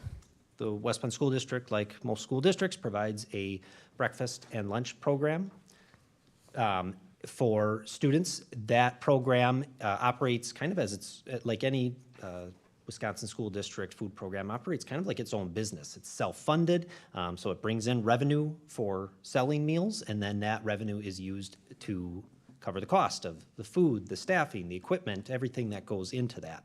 So every year, the USDA and DPI collaborate and release information that gives some recommendations about, what a meal cost could be based on the general prices of food and availability and those sorts of things. That doesn't mean the school district needs to set it at that level because we want to make sure that the cost for a meal is competitive so that it's attractive for students and families that take advantage of it. So all that's recommended for next year is a 5-cent increase in each of the meal costs that you see on that list, which, as we all know from the price of groceries over the last year, certainly that has risen quite a bit more. But when we look at our balance of staying competitive while also meeting costs and not running a deficit in that program, School Nutrition Director Tom Dembski feels confident that that will keep us on track to maintain balance in that program. We actually, at the level that is proposed here, are almost $1 below what the USDA formula says you could go up to. So, that's something we're glad to see. It means we're being very efficient in how we run our program, because there are districts that will just simply set the fee at what that USDA number is. But because our program is efficient, effective, well-run, has some really good procurement practices, we're able to provide those meals at a lower cost than the USDA would say is typical for the region and prices that we see here. Board members, questions on the meal price recommendation? Chad? I do, sorry. I know last year's budget, I know there's a specific category for the nutritional budget, and there's actually some concern about that you can't go over so much in that. I mean, that we had almost a surplus in that budget, and we've used that to help reduce costs. That's part of what we're doing to help bring costs down, correct? Because we had an overage in that. Yep. So what we have is a reserve, basically a fund balance. It's Fund 50 is the one that you see whenever you see it on various reports. And especially during the pandemic period, we sold a lot of meals, especially because of reimbursement rates that the government was providing at that point. So a lot of families were taking advantage of the meal program during that time period, which resulted in a growth of reserves for our district, but pretty much for every district throughout the state. DPI totally understands why you'd want to carry a reserve, right? So just like we carry a fund balance for our general fund, if you not that we use it in this way, but you carry a reserve in case you have, a poor year, and in the food service industry, for school districts, that could be major equipment failures, things like that, so you're allowed to keep and carry a certain amount of reserve, but they do like you to keep that within a certain range. So over the last couple of years, the food service department has expensed some of that reserve on equipment, upgrades, and things like that. They'll continue to carry reserves, but they've been able to figure out how to kind of gradually land into a very, very smooth, balanced budget approach coming out of those free meals that were taking place during the pandemic period. Yeah. Thank you. And lastly, I'm representing a lot of teenagers here when they ask, do we now have enough money to bring Chick-fil-A into the school? So there's a board policy around that's been asked sponsorship, multiple and you times. are on the policy committee, so you're welcome to tackle that one. Yep. Great, thank you. Other questions? All right, we'll see this as an action item as well. Thank you. Thank you. Superintendent Wimmer, when we get to follow-up or items for consideration, maybe we can talk about how we want to address these. We have various action items, consent agenda, so we'll think about that and pick that up at You that time? absolutely have that opportunity. Okay. So if you'd like those in a block, say the word. Okay, so foreshadowing, we'll pick that up in a couple of agenda items here. All right, moving on then to our action items. And our action items, I believe, are all related to kind of our board operations. We start with board officers' terms and election, and Superintendent Wimmer will walk us through this process. I'll take that. So after our new board members are seated, then the board goes through a reorganization. You have about 30 days after that fourth Monday to do that. We've had discussions regarding the various roles and foreshadowed the process. So I will walk us through each one of those positions by asking for nominations. Board members, you can nominate each other, you can nominate yourself, you can express interest in any role. And then we will ask that person if they accept that nomination. So we'll have a motion and a second around that candidate. Do they accept that? And then for, in areas where there's a singular person, we generally do a voice vote. If there are multiple people, we have done that by this is the one time you can use a secret ballot. Then I would distribute ballots. I would ask you to write the first and last name, and then Melanie, as clerk on all positions except for clerk, would count those out and announce that. So any questions on process? Great. With that said, the first position is that of president. I would like to nominate Chris Weigert for board president.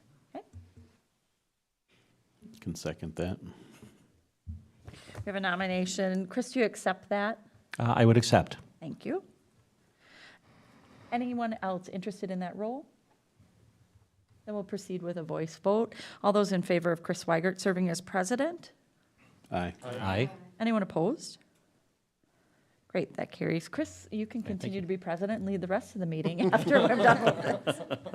Because you would Thank have you. to switch immediately if that changed. The Thank next you. role is that of vice president. Are there any nominations?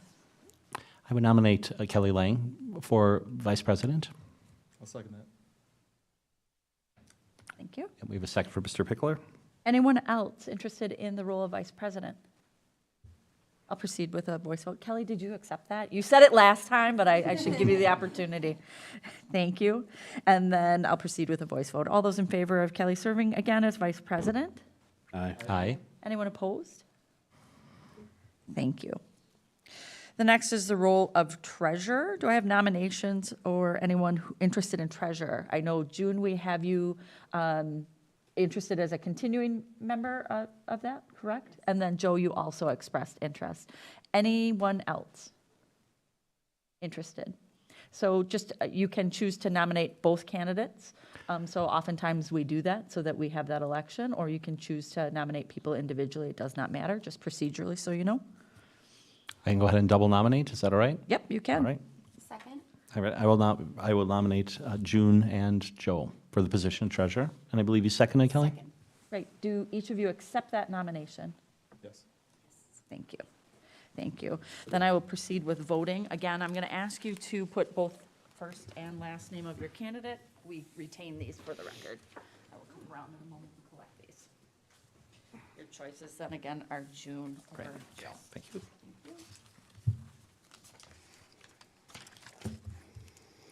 Thank you. You can simply fold those in half and I'll be back to this one.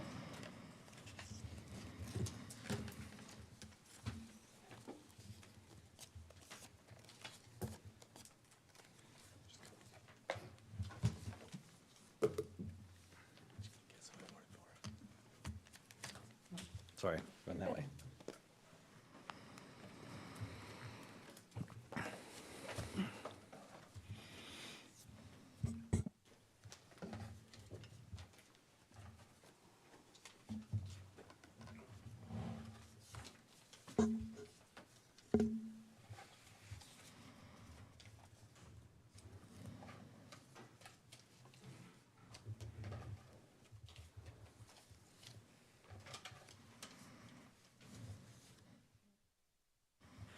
Okay, it was a close vote, but we have 3 votes for June as treasurer and 4 votes for Joe Pickler. Thank you. Congratulations. Yes, and thank you to both of you for serving and for agreeing to serve and agree to be nominated. So thank you. And I believe clerk, is that correct? Correct. The last position is clerk. You had expressed prior interest in serving. Do I have a nomination? I would nominate Melanie Aragot for the position of clerk. Second from Chad. And I got the nod from Melanie that she said, so in case anyone missed that, she did accept that nomination. I have a motion and a second. Anyone else interested in that position? Great. I'll proceed with a voice vote then. All those in favor of Melanie serving in the role of clerk? Aye. Anyone opposed? Great, thank you for that. A position not listed in here, it is not required that you vote on that, is of the board secretary. Peggy Schmidt will continue to serve in the role of board secretary on your behalf. Great, thank you. All right. Thank you again to officers who have served and again agreed to serve. Appreciate that very much. We move then, Superintendent Wimmer, to board committee and delegate assignments. Yes, last time we spoke and gathered interest in a variety of delegate assignments. So the first one, Chris Jenkins agreed to serve again as that CISA 6 Board of Controls representative. We also had the Wisconsin Association of School Boards Convention delegate. June offered to serve again. We usually name that person and a backup. Again, the full board can attend the convention. This is just the person who goes in and votes on behalf of the district. So if you're interested in being a backup for that, let me know. We had the Head Start. Melanie serves on that board. Recall Head Start has its own board. She offered to serve again. And then a new piece was the County Task Force. We did get a little bit more information from the county executive. And our prior meeting, Chris Jenkins offered to serve. Are there any changes, additions on those representative roles?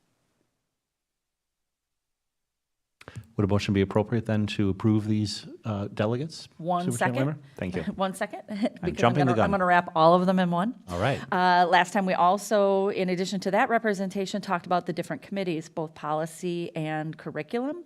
Chris Jenkins, Joe Pickler, Chad Temez, and Chris Weigert offered to serve on policy and already started serving. And again, that was approved by the board.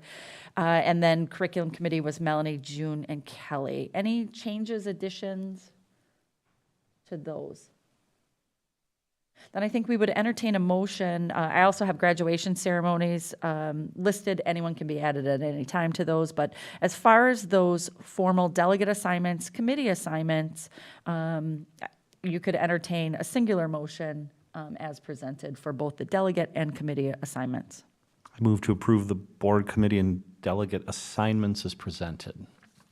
Is there a second? Thank you, Chad. We have a motion and second to approve the board, committee, and delegate assignments as presented. Is there any final discussion? All in favor say aye. Aye. Any opposed? Thank you. The motion carries. And Superintendent Wimmer, we are on to the school board calendar, school board meeting calendar for 2025, 2026. Yep, so we went through maybe some of the prior conflicts. We landed on a calendar that represents the second and fourth Monday pretty consistently, with a couple just shifts to accommodate Memorial Day and recognition of an annual meeting. Reminder, we already have May through June scheduled as part of this year. This is the upcoming year that begins July 1. So this was vetted with board members prior, so we could entertain a motion on that unless anyone's got some conflicts or things that we should entertain as a change at this time. I know I have a conflict with the September 8th meeting, but I would not alter this. I'm just putting Kelly on alert that September 8th, we won't be calling on the vice president to chair. Kelly's just happy it's not the annual meeting this year. I understand you were brilliant at the annual meeting last year too, so. As long as I could read numbers, I was okay. I might miss the August 25th. I think that's college move-in week. Ooh. We could get you out of move-in week right now. This is your one shot. Certainly, we know and understand there may be personal and professional conflicts. Any board member just communicates their absence. We either make accommodations for virtual or we just note your absence. So certainly that's why there's a robust number of board members. So Great. Any questions then, additional questions or thoughts on the school board meeting calendar? Then, hearing none, I would move to approve the school board meeting calendar for 2025, 2026 as presented. Is there a second? I have a discussion, sorry. Oh, that's right. Go ahead. December 22nd. Is there any thought to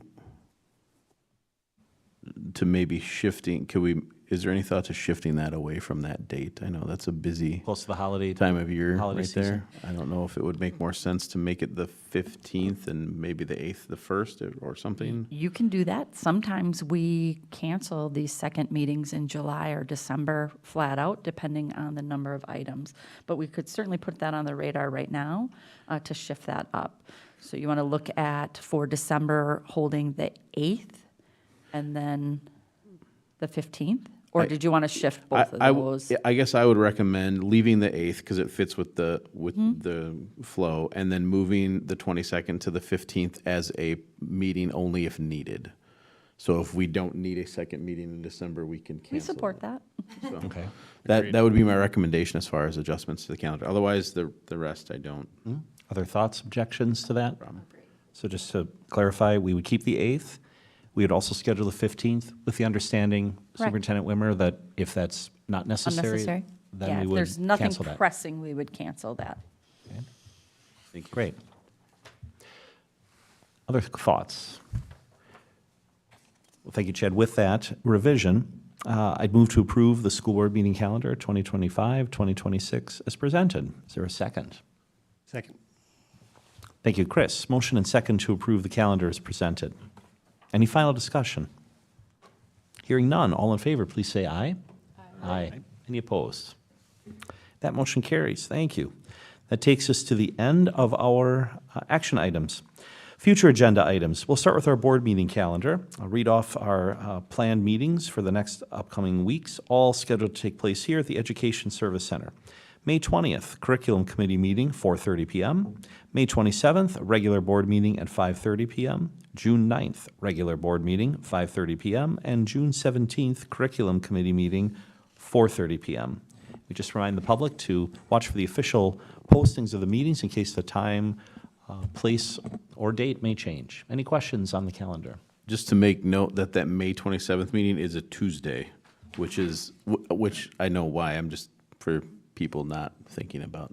Thank you. That is. We always have meetings on Mondays. Thank you for that reminder. You're right. That is a Tuesday, May 27th. Thank you. I can amend that in there just to highlight shift to Tuesday, in case people are looking at that. I'll do that. Sure. I was going to say that's good. I have to check my calendar too. Thank you.